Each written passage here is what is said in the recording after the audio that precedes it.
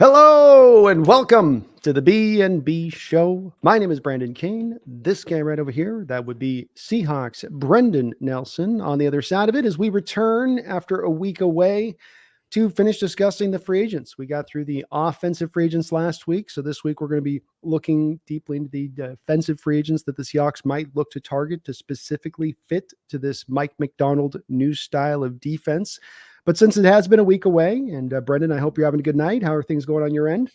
Things are going good, man. Things are going good. Life is good right now. Well, we have been a week away, so we figured let's maybe just dive into some of the varying stories in the Seahawk universe that have gone on, because of course the offseason never quits, and there's always something to talk about, something that's gone on or happened. This last week has been none of the difference. No major stories popping down, but a lot of little things and little items on there. Brendan, lead us off with what you've got at the top of this, first and foremost, which everything around the coaching staff. Right. Okay. So the Seahawks have finalized their coaching staff for the upcoming 2024 season that they've announced that a couple times now. So it's, I believe, a grand total of 24 coaches, which pretty good amount, pretty much in line with what we had last year.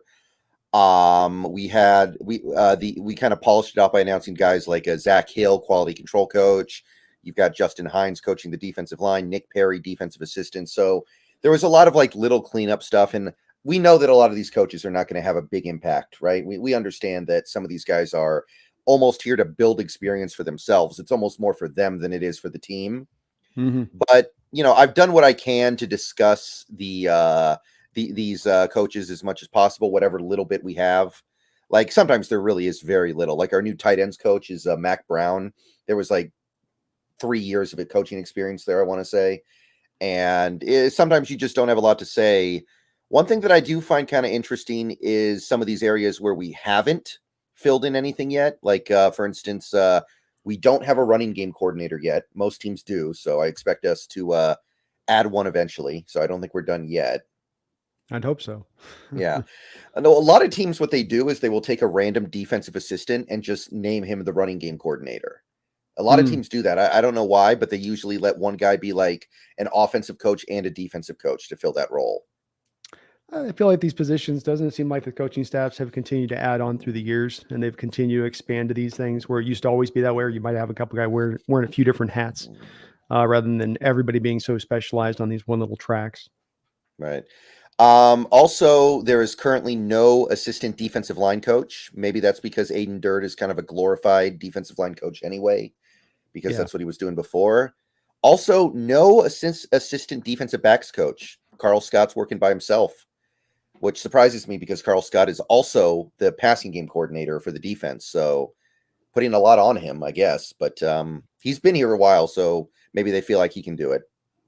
I like his background, Brennan. And when he was brought over here with Sean Desai, you went back and listened to him do some of his, what you want to call them, symposiums or whatever at Alabama. And he was absolutely on it in some of his teaching tape, and the way he was getting across the concepts just on that. It was like a little YouTube thing with, darkened room and him talking, but he was breaking down the concepts and what they're looking to do. And he's got a very modernized outlook, especially as he looks at the secondary. And I think that's a great thing. Right. One thing that I do like that I think we tried to do here was we really tried to balance out the lack of experience that some of this coaching staff has with guys who do have experience. Like an example would be Scott Huff, offensive line coach, right? Never coached in the NFL before. He's got plenty of offensive line coaching experience, but all in college football. So they give him Brendan Nugent as an assistant offensive line coach, a guy who had been with the Chargers for a couple years as an offensive line coach and came up under Sean Payton as an offensive line coach for, I think, like 7 or 8 years. So I like that they're trying to offset the risks that they're taking, bringing in guys like that to help guide things. I think that's the right way to do it. It's like the McDonald Frazier, right, combination too, Right. where you're putting that kind of pairing together, hoping you're getting the best of both worlds, youthful vigor and new ideas with the, hey, be careful, as John Schneider said, being able to, or Mike McDonald said, being able to look around and see around corners before they come as to what's coming. And that's highly valuable to these young guys. So I think they've done a great job with this mix of staff. Obviously, like you said, you get too far down on it, these guys with what they've done, it's hard to pull exactly their impact always, past it being a guy like the running back coach that we brought on, the Kennedy Polamalu, where you go, okay, this guy's got such a rich history. I can see, well, here's what he did with this guy, and here's what he did with that guy, and here's what he did with this guy. So that's a little bit of a different one. But other than that, it gets tougher on some of these others. Right. So a lot of these guys, there isn't a lot to say about. Like Chris Partridge is the outside linebacker coach. He's kind of interesting because he was at Michigan last year. Mm-hmm. So there's a lot connecting the Seahawks to a guy like Junior Colson at this point, because McDonald has connections to him. Now we have a linebacker coach with connections to him. By the way, there's the fact that we need a linebacker. Like there's a lot going on there that's interesting. I think we had another coach. I can't remember who it was who was with Michigan last year as well. Harbaugh. Yeah, Harbaugh. So a lot of things coming together there that's pretty interesting, I think. Makes sense. You'd expect McDonald to use those tentacles of knowledge of the coaching staffs he has, and it's a little easier to maybe pilfer from Harbaugh's staff because Harbaugh's moving on from Michigan to, the Chargers, whereas to do it from the Ravens and try to pull a lot from that would be a little bit of kind of like, it's not enough you're leaving us, you're gonna rob me of my guys too as well, make me have to rebuild my whole staff here, and so it makes sense that they're doing it this way. Right. So that's most of what we can say about the coaching staff. I do expect them to add some assistants and interns at some point. Most coaching staffs do. But it's a nice group. It's a pretty good group. I'm pretty excited about it. I can see the upside. It's not necessarily exactly what I would have done, but I definitely see where this can go very, very well. Yeah. And it's always with these assistant situations we've seen year to year with that stuff. It's always kind of can be a little bit fluctuating, especially past the coordinators in particular. Mm-hmm. Right. So the other main thing that's happened over this last week and a half, because Seahawks wise, it's been kind of quiet. Team hasn't really done anything yet. They haven't released Jamal Adams yet. That's expected to come in the coming days, but hasn't happened yet. They haven't made a decision on Diggs, haven't made a decision on a lot of these players. The one thing that did happen over this last week and a half while we've been gone was concerning Geno Smith. And it was a very interesting week and a half concerning Geno Smith discussions on the internet from Seahawks fans. So initially there was obviously that date that we cleared that, we could have cut him, and obviously we didn't. So people were like, okay, are we going to trade him now? And then every time they asked Mike McDonald or John Schneider about Geno Smith, they were very vague. They were very non-committal. It was very weird. It was like they were kind of playing a game almost, right? They didn't want to say anything concrete. They were like, we'll see. I don't know. Next question. The old Drew Rosenhaus. Next question. So that got people speculating. I don't know if you were seeing this much from Hawaii, but people were definitely like, wait, what's going on here? Yeah, I was hearing it. For me, it was one that I did feel like pretty certain on, that I had a pretty clear read about where this whole situation was going to end up. And that was for me really the whole bottom line to all of this discussion going backwards and forwards, was that the bottom line is that he's going to be your quarterback moving into next year. It might go through all these ups and downs and bends for you folks, but if you guys are asking us and saying, hey, analyze the situation and give me the bottom line of what's going to happen with this Geno situation, I have maintained for a very long period of time, unwaveringly so, that he is going to be your quarterback going into 2024. Now, what people will get caught up on is they'll say, well, but we had the thing with him being it's obviously that they were dangling him. I mean, they're like you speak about the way they were talking about him, and the fact that, there was this kind of like, I don't know, the rumors that like Schefter put out there that they were open for business. Here's what I would say to that. And this was part of what I said in the unwavering part of he is going to be here for 2024. And that was that, yes, a general manager is going to say we're open for business for this with a 34-year-old quarterback. If there is all these quarterback hungry teams out there, and there might just happen to be one that wants to go to crazy town and throw you a great offer. And I don't think even the most pro Geno folks like myself would have said you would say no to that. But the likelihood, or even the somewhat likelihood of that happening with this rich of a quarterback draft, was probably not going to happen, and very highly so not going to happen. So it's not a shocking outcome to where it came down to it. I know I did see that there was a lot of conversation and everybody was trying to parse every last little word between what McDonald was saying and what Schneider was saying. And it comes down to that. It's one of two things: either that they were kind of trying to do the soft angle thing where they were like, hey, we're just we'll hear, what do you guys got out there? Who wants to come in? Somebody does want to come in offers. Maybe you guys have done the math and realized, hey, this guy will be off the board. That guy will be off the board. This guy will be off the board. Now we're going to be left with nobody. Let's go get Geno. We can contend next year with that. Maybe they were hoping that maybe that was going to kick down. It just didn't. But the whole bottom line is that trade wasn't likely to happen. He's going to be your quarterback moving in the future. It doesn't stop them from still drafting a quarterback in any way. But he's not as bad as I think as some of the contingent. It was good to hear that I've seen some other, aside from you and me, just other folks who do their share of Seahawks coverage on this online sphere going, man, there just seems to be sometimes a contingent of folks that want to see this guy out the door because you could just feel it on every word that was spoken last week of how, see, this means they're moving him.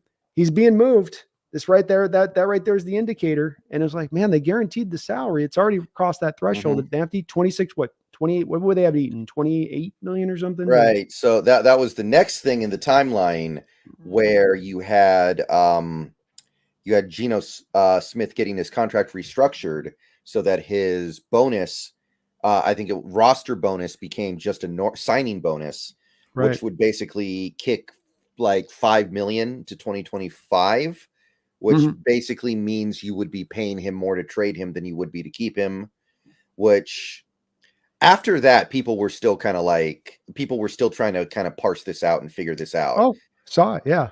What they're saying they're doing this to make it easier on the cap for whoever would trade for him. That's what they said. Because we're eating all that dead money now. It'll make it more advantageous for the person on the other side to pick him up. Right. And, I was just kind of wondering, like, what kind of trade return are we thinking we're going to get here with Geno Smith? Like, are we getting a Russell Wilson haul where the dead money thing makes sense? Because, I'll tell you right now, I think you and me are both on the same page on this. We were excited to see John Schneider get a chance to actually run the show this offseason after being in Pete's shadow for a decade and a half, right? We were both kind of like, he deserves this chance, right? Mm-hmm.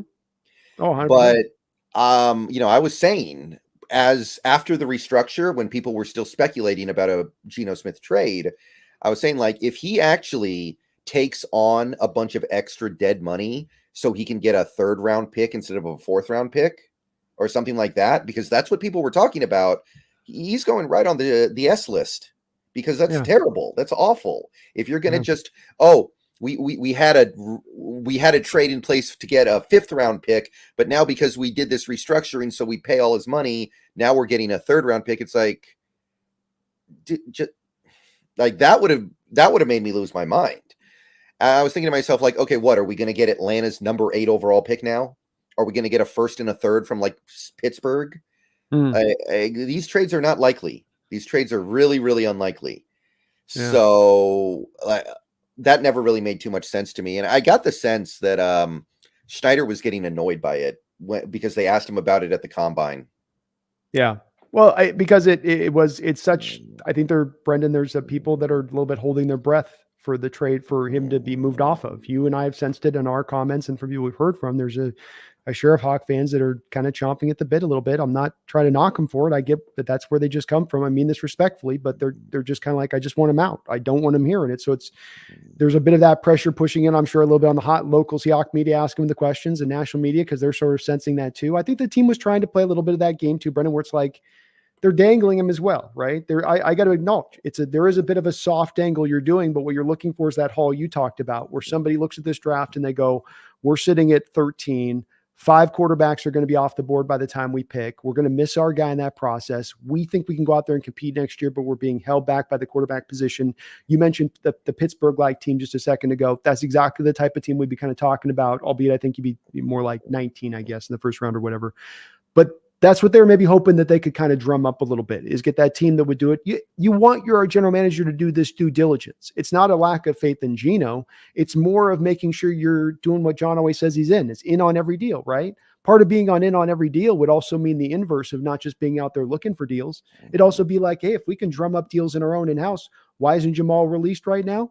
Maybe there'll be somebody who comes down the line after the combine and looks at the safeties and says, hey, maybe we can go back here and get Jamal reclamated and figure out a way to do that. It's not likely to happen, but you like that your general manager's at least thinking about the possibility of it to occur and being ahead of that process. I think that's what he was doing in this, just due diligence type stuff.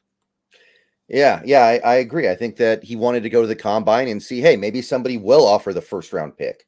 And like, I like Geno, but if Geno Smith can get traded for, like, say, the 8th overall pick from Atlanta or something, or a first round and a third rounder for Pittsburgh, I would jump on that. Like, that's really good. I would probably do that. And I wouldn't feel bad about it either. That's just too good to pass up. By the way, we know that John Schneider was considering trading Russell Wilson when Russell Wilson was in his prime. So he's clearly open to considering pretty much everything. That's right. And that's, to me, part of what makes him a good general manager, is that it's not about just the major moves you make. It's the fact that you're considering everything, because you don't want to be on a narrow path of, here's what we're going to do, and that's how we're going to do it, and we're going to do this. You just want to be kind of, hey, we're open for business. Let's just, what are you going to talk to us? And somebody may come in and do something crazy. That's what the NFL's, we just had it happen to us with the Broncos, what they gave us Russell. I mean, I can't blame John at this point going, hey, maybe we can do this again, work once. Maybe I can put this back in, put this record back on and see if we get this. Yeah. I think our number's blocked. I think our number's blocked by George Patton. Well, George Patton he just picks up the phone and says, hey, John, he said, what? He says, I'm literally flipping you off right now. You can't even see it. I'm just flipping the phone off right now. In fact, FaceTime me. No. Okay. You're just a no. You can just say no, man. We're good. That's just a no will do, George. Yeah. I don't know. It got really interesting because you had the restructuring and then people were still trying to say, no, we're going to trade him. We're going to trade him. And then John Schneider comes out at the combine and they ask him about it. And I kind of got the sense he was getting annoyed. He's like, guys, I restructured him. What else do you want me to do? I already answered the question. I'm glad he finally did. I think the time had come where he was going to hear the offers if he was going to hear them, and they hadn't come. He hadn't heard. That was like, i.e., I'm not getting the offers I like. So, like you said, it's like here's a third. It's like, how about no? Yeah, we'll let it ride. Yeah, and then we had the report from Jordan Schultz 2 days ago that basically said the Seahawks have told Geno Smith that he is going to be here for 2024. Which should put it to bed, but of course it didn't. People are still wondering, well, they could be lying. They could be making it up. That's it. That's why I say it. To me, sometimes it feels like it's more of just there's an emotional push from some out there just to want that to happen so bad. And I get that I'm not knocking them. It does feel like that because it's like you said, what else do you need? Like, we're here. John's signing it in his own blood, Mm-hmm. Yeah, today John Schneider got a tattoo on his chest that has a picture of Geno Smith, and it has forever under it. He pulls back that with all the chest hair coming out. He's got just the Brillo pad he's got. See, do you guys buy it now? You can even see the redness. It's just did it. Right. So that was kind of fun. That gave us something to talk about for about a week and a half there. But I mean. Hey, there were some good quarterbacks at the combine today, so maybe John fell in love today, and he will go after that quarterback of the future, and there's certainly nothing wrong with that. But I don't think that. I think at this point we are pretty much committed to at least starting the season with Geno.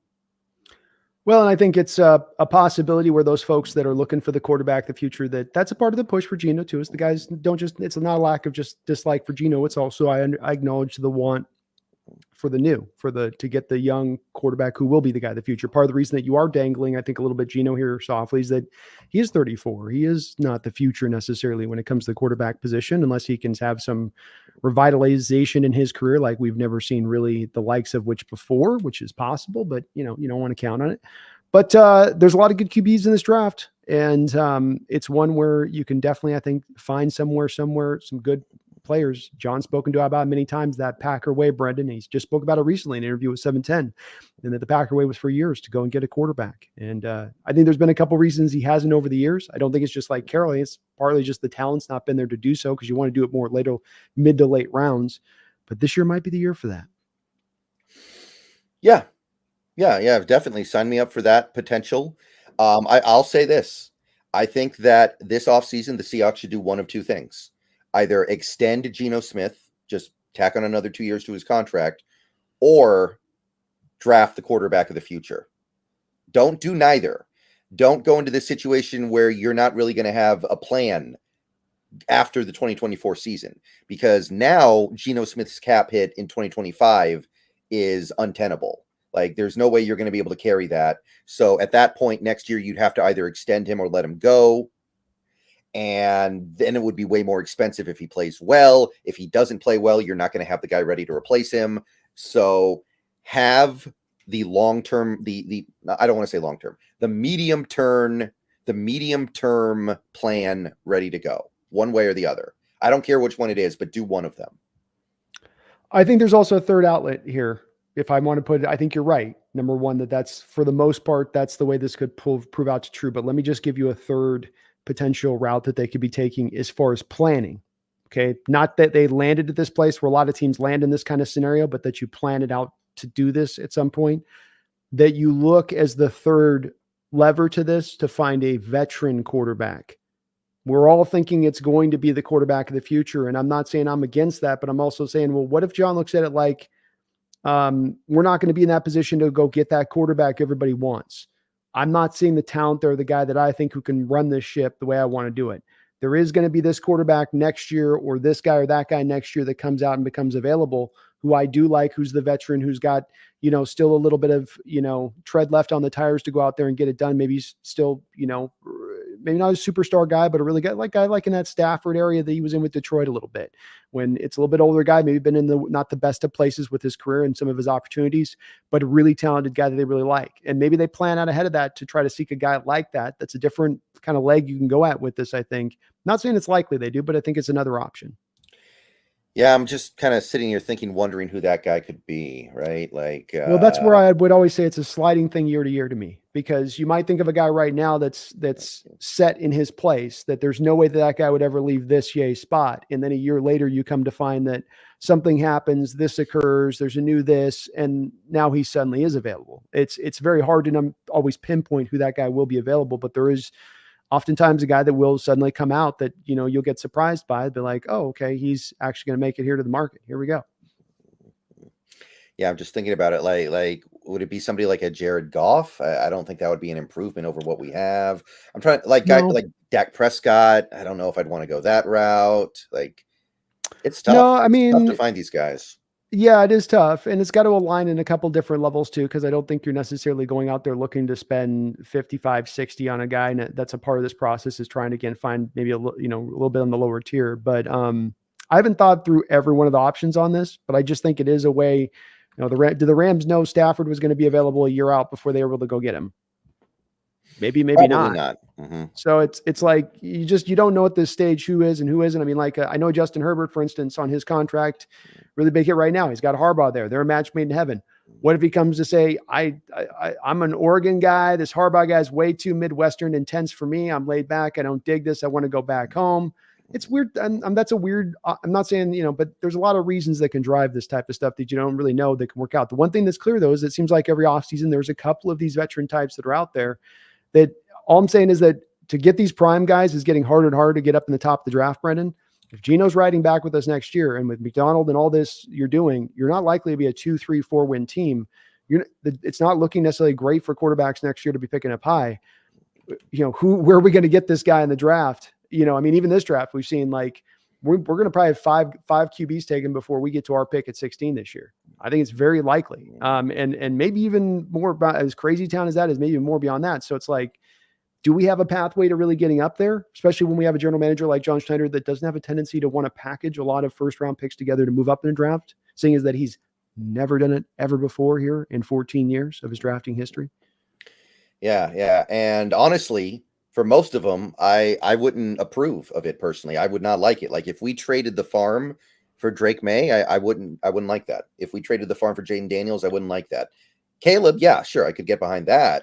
But I don't even know how much I like these guys. I like them well enough, but to say we're going to give up our entire future for those guys, I don't know. I'm not really feeling it. So I kind of feel like I kind of feel like even if we did do that, that wouldn't necessarily get me out of my seat, It's a big risk if you're doing it to those guys. I think my outlook on them is probably a little bit higher than you are with Jaden and Drake May. I think all three of them, to me, I've really closely aligned in my outlook of where I see them. But I think it would be tough. We're talking 3 first-round picks and maybe even a future second or something like. I mean, it's going to hurt. That's stiff, and boy, that's one to take that risk at this time as you're just turning it over. Does seem to be early. Part of why I think the Geno coming back factor makes a lot of sense here.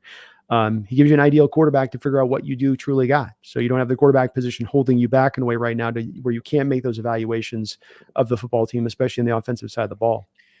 Yeah. At the end of the day, I'm just trying to avoid the scenario where we're kind of caught with our pants down next off season. Yeah. Because if you kind of do nothing now, you could have a scenario where Geno plays really well, and then he kind of has all the leverage for an extension. Then that could be exorbitantly expensive if you don't take care of it now. If he doesn't play well and you don't have a guy ready to go to replace him, what do you do then?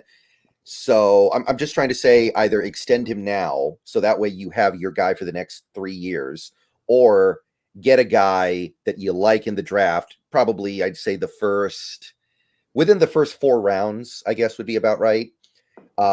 Somebody that you like, so that at the very least you can say, hey, whatever happens with Geno in 2024, he plays good, he plays bad, he plays in the middle, whatever, then at least we have this guy who could take over as the starter in 2025, so that Geno doesn't have all the leverage on us. Because I don't think we're going to be able to go into 2025 with the current cap hit. No, I mean, you're going to have to make some moves as it is down the line. I think there are a lot of guys on that cap point that you look at that you're going to be able to clear a pretty good amount of space from, that they're likely to look at just around the surface of it before we get to Geno, which can get you still then under that marker. I'll acknowledge we're 28th right now in cap space as it stands for that 2025 essentially, but there is the Lockett. There is theoretically, if Jamal's off the deal books by then. So that money would have theoretically cleared, though he's on the books for it right now, if I'm not mistaken, because he's currently still on the contract.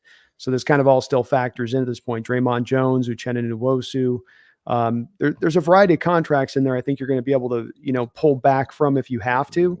The thing with Geno that's been nice, and what he set the stage with in the first point of doing his contract, if he is still here at that time, is that if you've got to kick 1 extra year to deal rather than 2 in 2 years at that time to make the money work, he's shown that he's going to be advantageous to doing that. He's okay with doing that, especially if it's a team that's in there truly competing for it.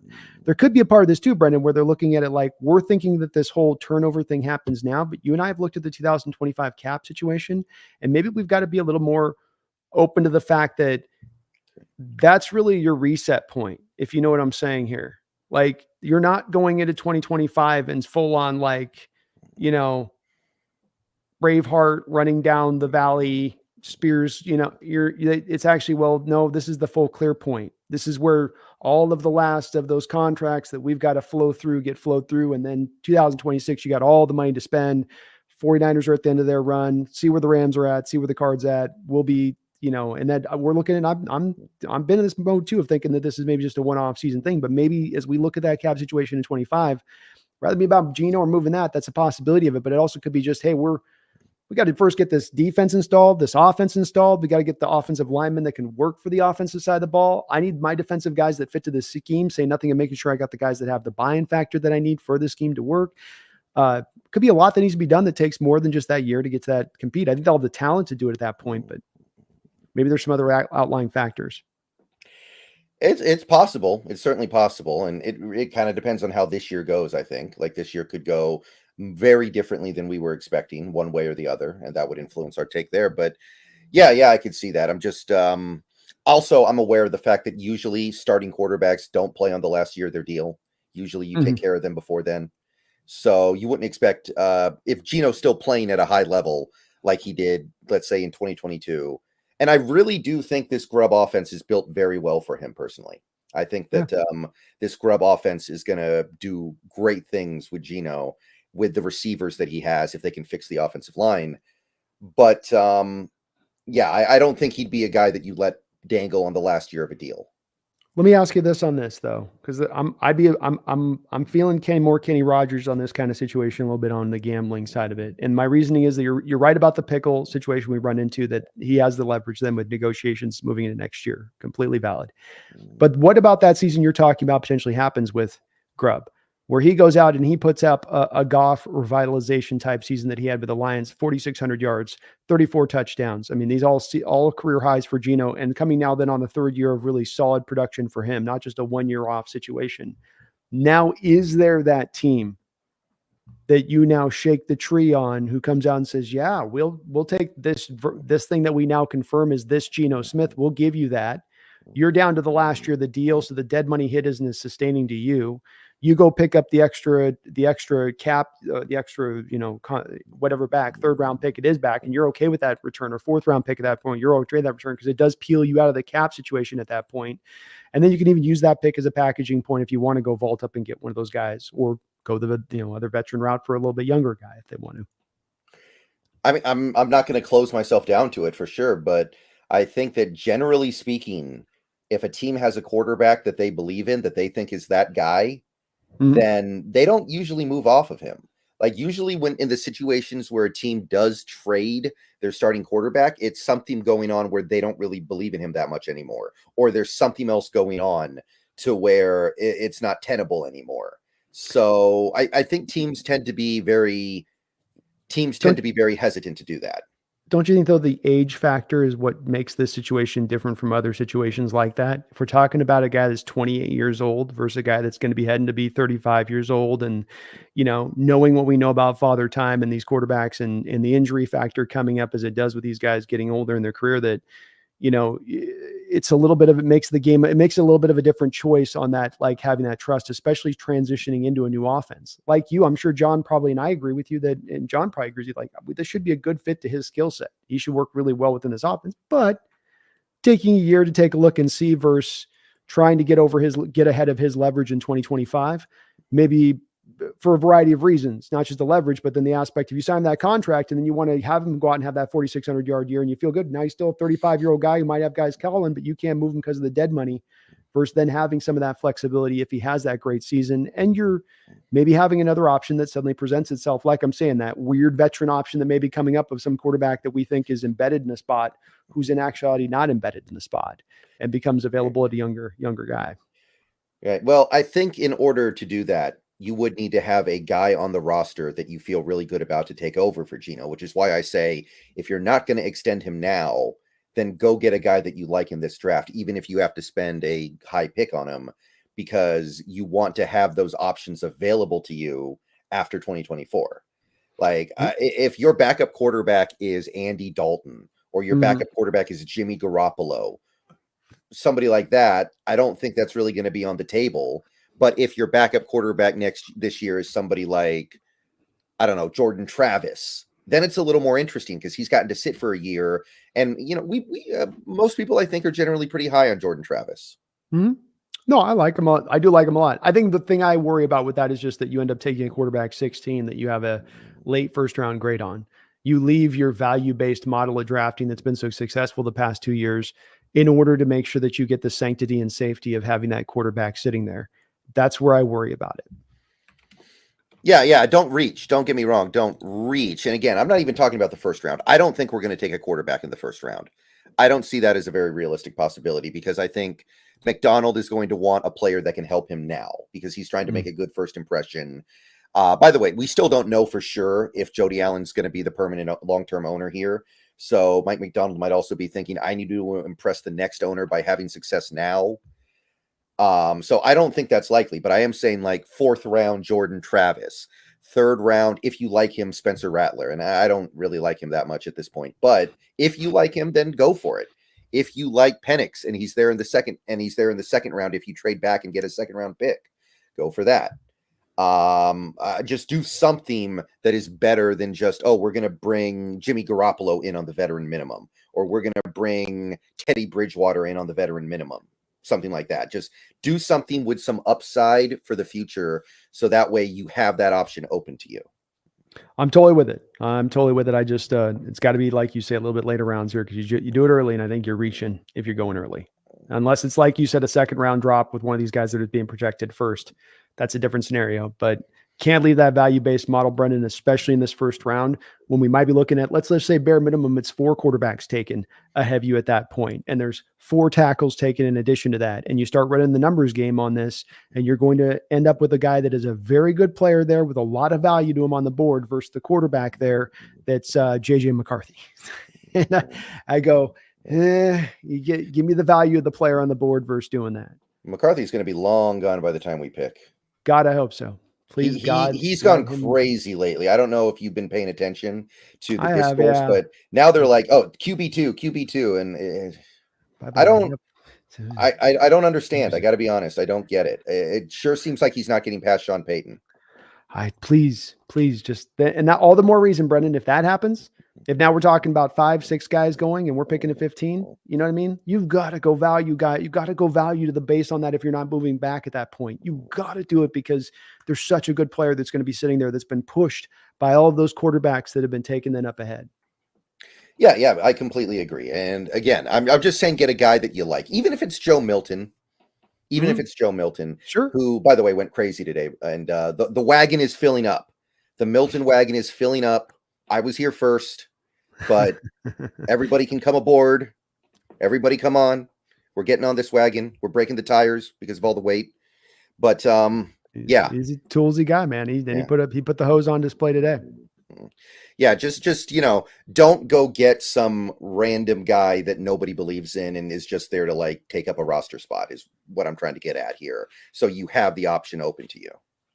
Yeah, no, I'm completely with the jump. Just you do it in the right spot. So but it's fun. It was fun talk on this with the Geno, and then I think I'm glad he's here this year, Brendan, because as you and I have both been pretty good supporters of him and said, folks, just hold on and wait on this. And that you finally, to your point, you were saying a second ago, give him this good offense, give him a couple more linemen that can work on the inside. And with the talent on the outside, with the playmakers in his backfield, this guy can really shine in a major way, not in a bridge quarterback way or a placeholder way, but in actuality, a guy that can really be one of the better, QBs you see in the sport. Not the best, not up in Mahomes' bag, but definitely, like I said, into that legit top 10 quarterback area of things. Yeah. If you put everything on hold searching for the next Mahomes, you're probably going to be sitting there for like 30 years. So don't do that. No, definitely don't. See, some people you'd hear, you have discussions with you think, Brendan, they grow on trees though, these Mahomes. There's, just got to just merely pick the fruit. It's there all the time. Just grab it year by year.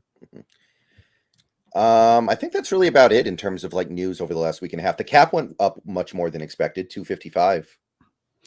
It did. And this is, of course, good news for us because it was 250, Brendan. We were projected. It was projected 243.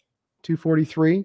So definitely a very big increase in cap. It's always, to me, a little bit of it's you put it in perspective because you gain the cap space. So does every other NFL team. So like we're going to be going through and looking at these NFL free agents. And, when we look at, for instance, the sports track deal that it gives us as far as here's what they're likely to get in their contract and about where it's going to be. It's going to be accurate to that. Some of those numbers look funny to us. They were like, that guy's going to get that. Yeah, they're going to probably get that because these numbers raised for all these NFL teams that were already sitting on some of them, 70, 80, $60 million. There were one or two that I still think are smoking crack. We'll probably talk about them today. There's one off the top of my head that I think Spotrac is just radically way off on. But for the most part, I agree. Yeah, and and even with their updates, I agree. There's a few of them you look at and you go, really? He's going to get that, huh? Okay, well, we'll see. But there is a lot of money to spend. These teams do have to spend the money, and in a lot of cases, these teams I think are going to try to spend to get their rosters up to par, like a Chicago team. Like let's get this rolling. Let's get this right. Let's do for Caleb what we didn't do for Justin Fields, for instance. So you get a guy like Tyron Smith gets on the open market. He's going to get paid, even though he's an old guy, probably. Someplace like that, huge funny money because teams trying to put that together. Yeah, I kind of feel like Frisco might get him and move him to right tackle. That kind of feels like something that would happen here because, they can taste it right now. They can taste it and they know it's not going to last much longer. They got to go even further deeper in this season. And that just seems like the kind of move that they might make. It'd be a tough one for them because you're going to give them nothing more than a 3-year deal, which then means you like they can't do the Hargrave thing they could do last year, which is bury the money. If they try to do this, that's the pickle they put themselves in. Is they have some money here, but they've really piped all they could from last year's and next year's cap to this year's cap to have it. Next year they're into more of the pickle state of things. So it's like, and some of this depends on what they do with Brandon Ayuk. Are they going to trade him or not? Are they going to do the DeForest Buckner thing again and move a really good player and go the different route? They've got themselves in a tough, and that's what it feels like they're going to do with Brandon is like, well, we'll move Brandon Ayuk and then we'll just get the right tackle. I'm like, is that that's they need Ayuk. Ayuk's too good, man. They need him.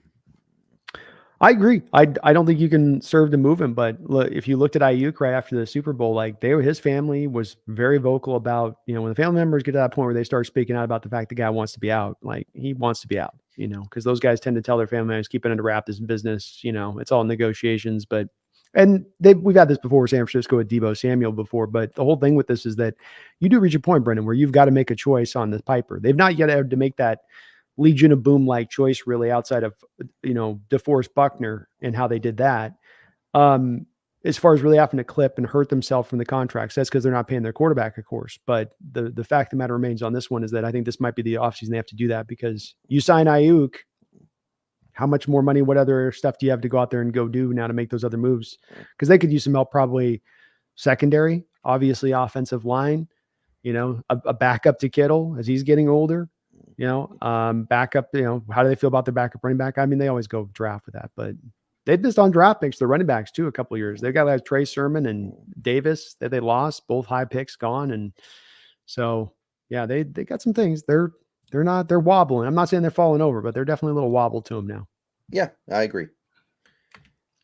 So yeah, the cap space means more to us than it means to a team like the Bears, though. I think that's one thing that I've pointed out when talking about this additional cap space, because we were right up against the cap. The extra cap space means a ton, but to a team like the Bears that was already 95 million under, it's just like a drop in the bucket.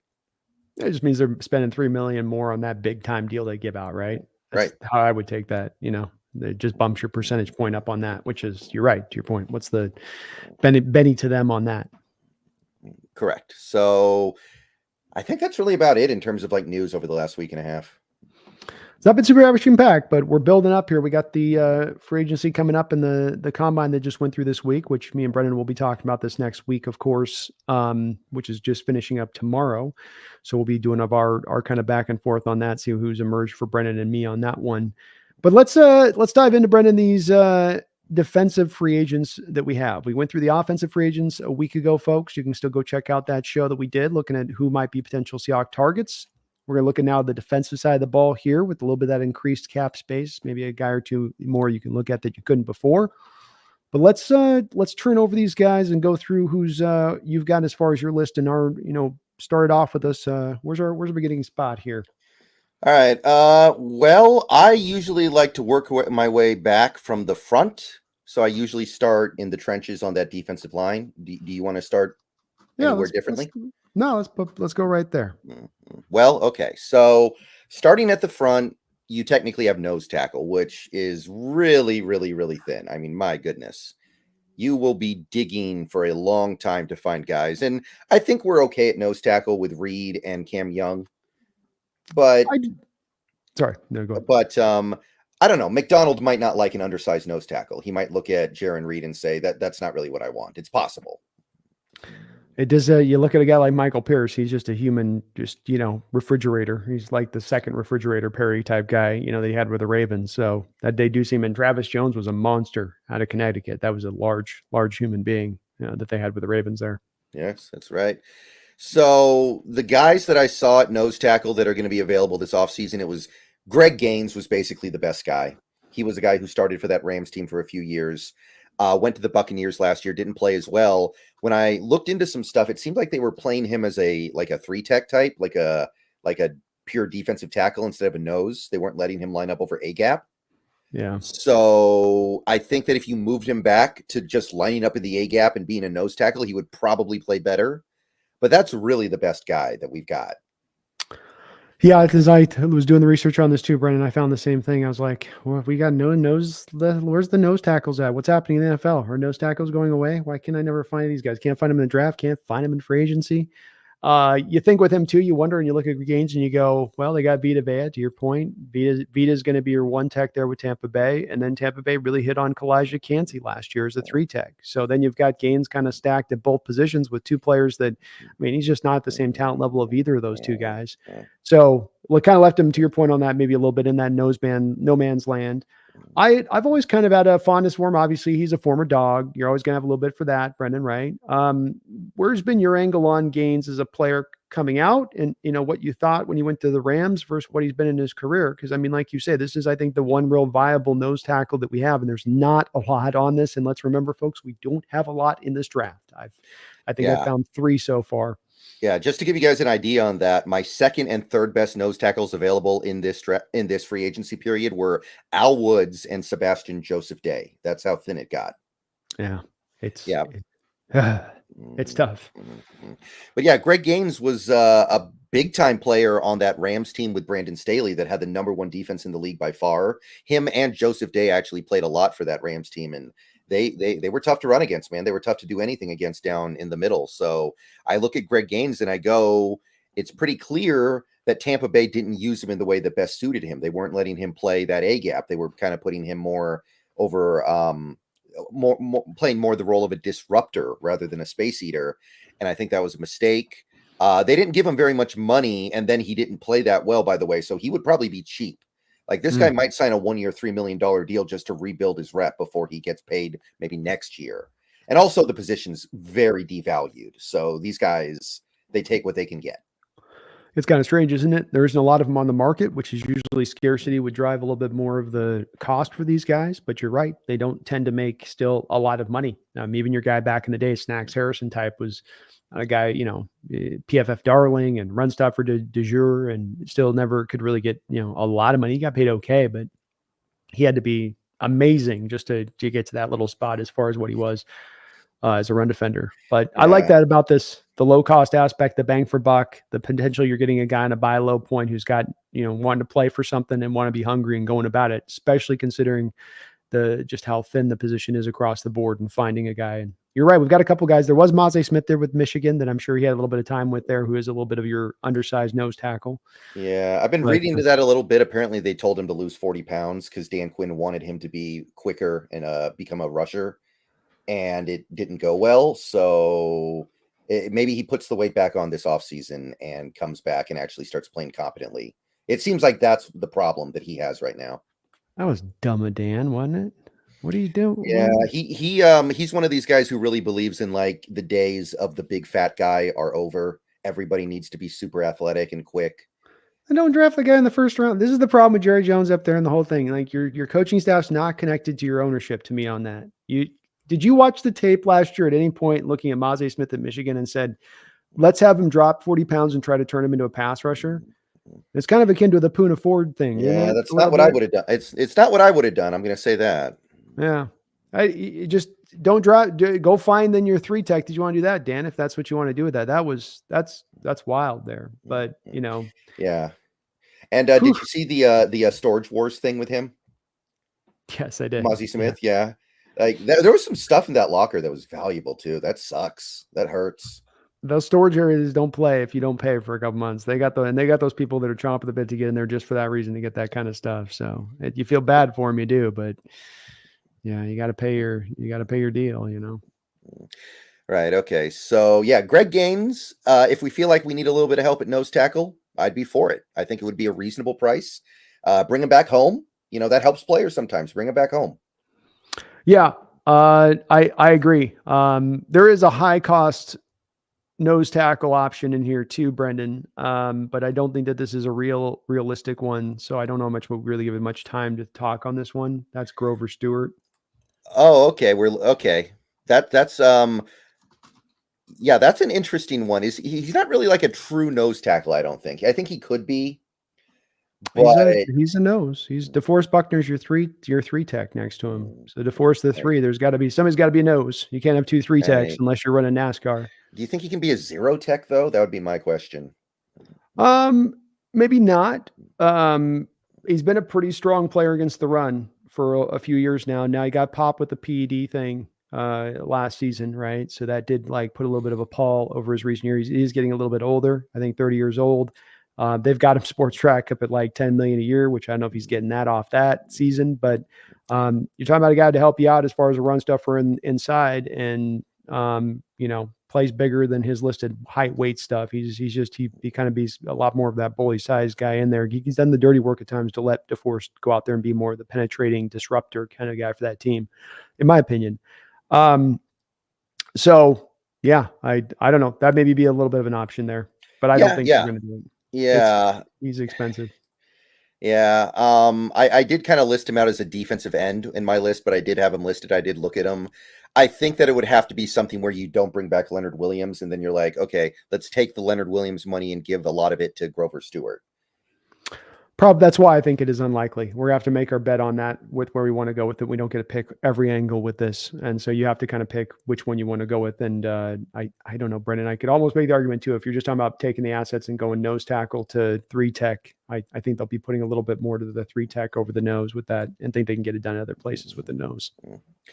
Yeah, that tends to be how teams do it now. Like I do think that while what Dan Quinn did was still a mistake, there is some wisdom to the idea of everybody's just getting a little smaller, leaner, quicker, and more athletic. And the days of what was the name of the Packers guy who was like 400 pounds in the 90s? Oh, Gilbert? Jesus. Yes. Gilbert something. Gilbert Brown. Gilbert Brown. Right. That guy would have not made it in the NFL these days, I think, because he just couldn't move. No, he couldn't. I think that you've got to see, the problem I have with that whole thing is it's a variety of problems. Actually, it's the fact that you took a guy like that in the first round to do that. That's a mistake, right? Oh yeah. If we're talking about, I want to take a guy and have him drop 30 pounds of weight, then that's a minimum second round guy at that point to probably mid to late second round. Because becomes an unknown quantity. Then I'm asking him to be something different than what we had on all of his tape on college, because you're a remarkably different player if you're shedding 30 pounds or adding 30 pounds one way or the other. But then it's also about what is your scheme trying to do? Is your scheme about getting the pass rush in there and getting that all done? Or what's the point of having a 1-tech? The 1-tech's main whole obligation, and that I still think that there's a workable point for a 1-tech in this day and age, because teams still hammer the A and B gaps, and to have a guy at the point of attack that can control the A and the B gap is still really, to me, a highly valuable thing to have, especially knowing that you can flip things out formationally like we've done at times to the NASCAR cheetah, whatever you want to call it, package you used to run, which would be, that's what that was 2 3-techs then. That's what you're doing. You aligned them out as 2 3-techs.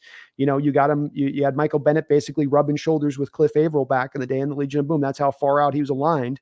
That was a wide 9 almost on that. And so you can still go to that stuff. You can go to that at the time and places, but the whole point of having Mazi was, okay, early rundowns, likely rundown situations. Let's have this guy that can take away the A and the B gap, who can command the A and the B gap even against double teams. You drop 40 pounds, I can't command anything against double teams anymore. That's gone. I'm not going to be sub 300 pounds controlling double teams at the point of attack. I'm out that hole and I'm 3 yards back. And that's pretty, like, for Dan to kind of play stupid on that, Brendan, to be like, well, I'm trying to be a jet setter on this one and be a forward thinking on that. That's a black mark and that's the opposite again of trying to utilize a player and what he does well versus forcing him to what you want to do into your scheme.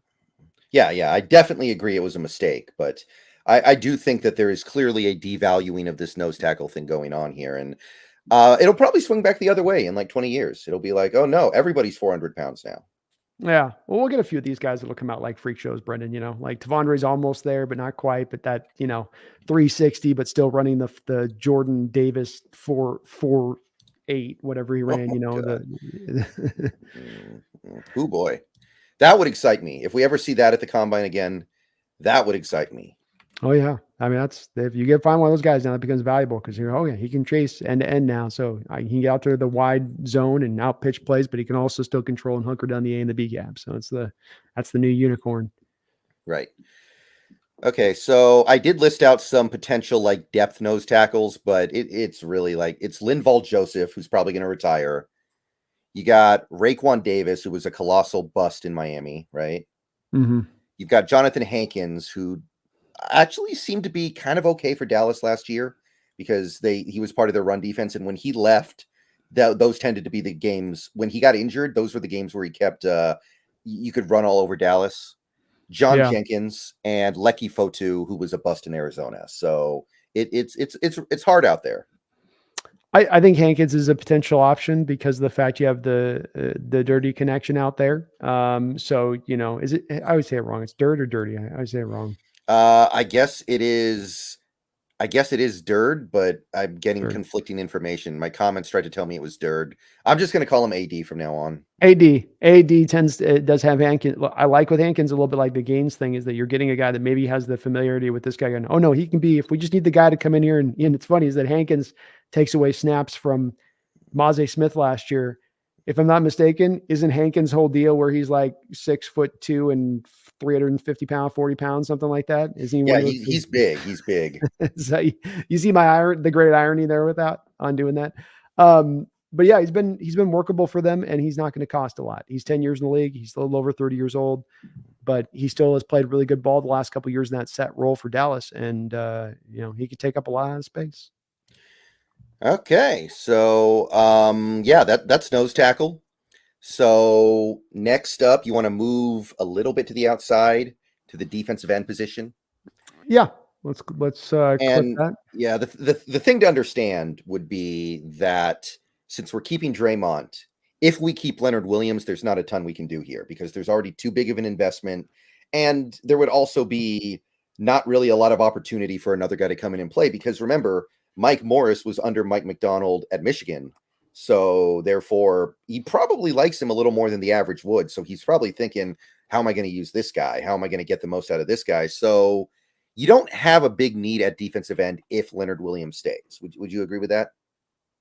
Yeah, I think that this is a very unlikely place to be a spot where the Hawks are likely to put any money past it being like very close to veteran minimum / you're paying like one of those early early 30s, 32, 33, kind of nearing the end, but he's got like the Van Noy types, I think anything outside of that's probably very highly, highly unlikely because you have the money that you poured into Uchenna.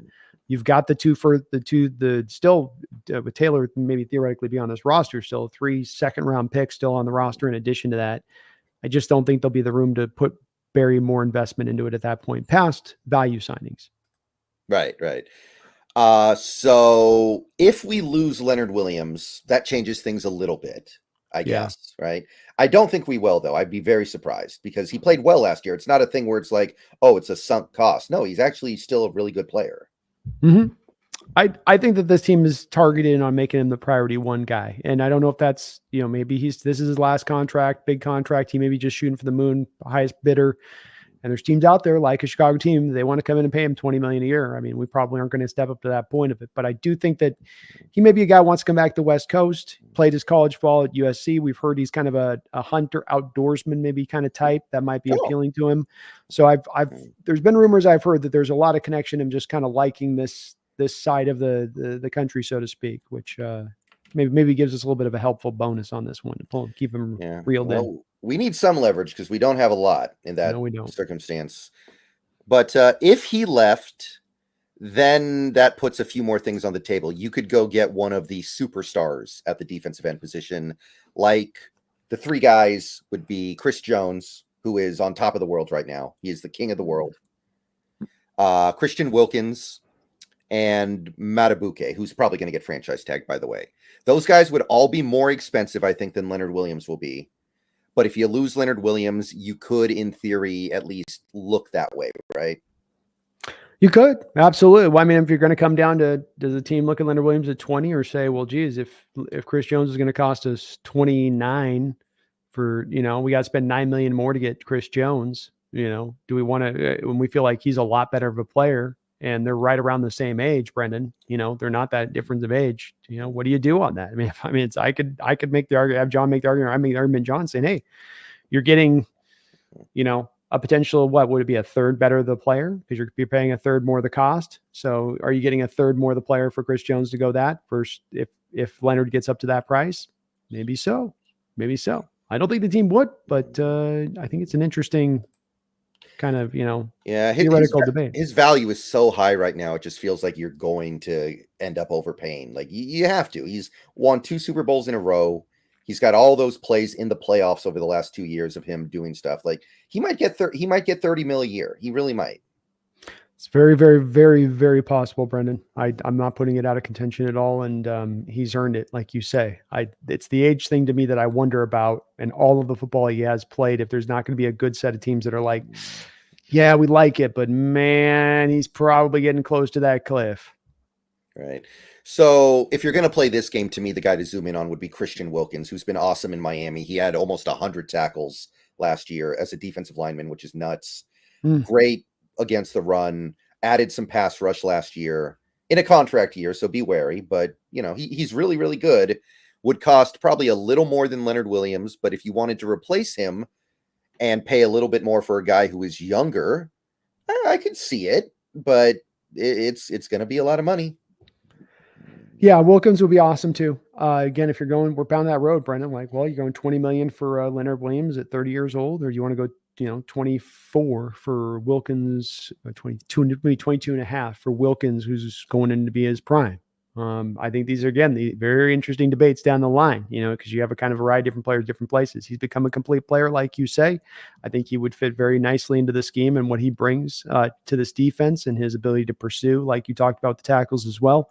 So there's a lot here that makes sense. I'm kind of surprised Miami's letting him go, to be honest with you. And that's maybe a little bit of why I'm like, why is Miami letting this? They're not cash strapped, if I'm not mistaken. And maybe it's that they're going to pay Tua, really. Maybe they're really going to do that. We've heard rumors that they might give him a contract extension, and this is the price you start to have to pay for giving Tua that deal if they're going to do it. But boy, usually these teams don't let good young defensive tackles like this walk on out the door without at least a one franchise tag placed upon them. Though that tag's gotten up there, hasn't it? I mean, that DT tag's up there. It's good. It's probably crossing near 20, ain't it? Just about. I think it's over 20 now. Does make it tough at that point. But I think that he requested a trade last offseason, so maybe he doesn't want to be there. It's true, but then again, you just come back to it. Then why not do you put the franchise on him, and then you just don't. What you do is you franchise him, and then you go out there and you go, look, we're just franchising him to hold him. We'll give you that. Just throw us a second back. We'll take the second back and we'll call it good on something like that. Maybe that's the move that they're going to make here, but they haven't franchised him yet, and the tag's been opened and out there for a while. So strange. Very strange, that one there. Yeah, I think they're indicating they're not going to tag him. Like we've heard whispers that the Ravens are planning on tagging Matabuke, and we've heard about a couple other tags. Usually they're they prime the pump before they actually use it. So we haven't heard that with Wilkins, so I don't think they're going to tag him. So I think you're right, which is interesting, but I don't think it's because he's secretly not that good. Oh, they're negative 28 million, Brendan. Who are they paying? They're negative 28 million. Tyreek. Yeah, Tyreek, I know, but who else? Do they still have Armstead? Ramsey's got a $30 million cap hit right now. Holy crap, Brendan. What a mismanaged situation. Oh my God. Well, they do have the best owner in the league, according to the NFLPA poll. Maybe this is why he gives out all this money. This is horrific, Brendan. Their sports track page this is like looking at a Friday the 13th movie. I mean, this might be one of the worst situations cap wise I've seen in the league. Is it worse than the Saints? Lord. The Saints are maybe a little bit Saints have flexibility. You go look at that thing and show me the flexibility. Yikes. Well, I mean, when the Saints mismanaged their cap, they had to basically give away Chauncey Gardner-Johnson. That's what I'm saying. Yeah. Bad. The Dolphins might have to do something way worse than that.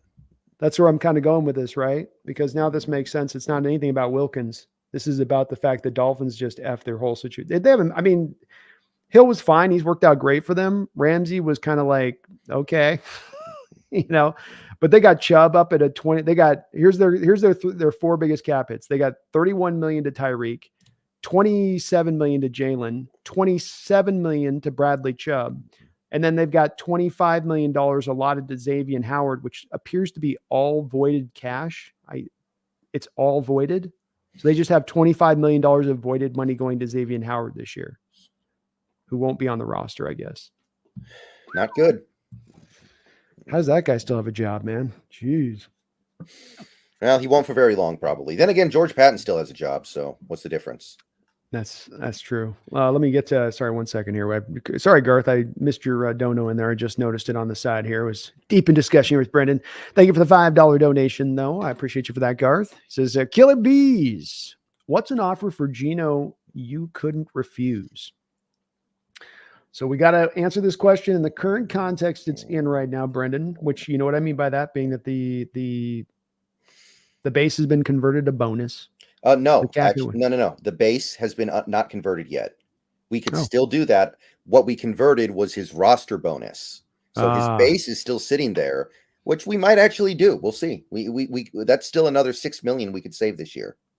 So we got what's our, I believe we're 20, is it $28 million? Is that what we're at the dead money hit right now if we moved him? Yeah, it's basically identical to if you keep him. It's like 600,000 more to trade him than to keep him. All right. So what is the deal you would need to get right now in exact terms from a draft pick compensation to move off of Geno Smith?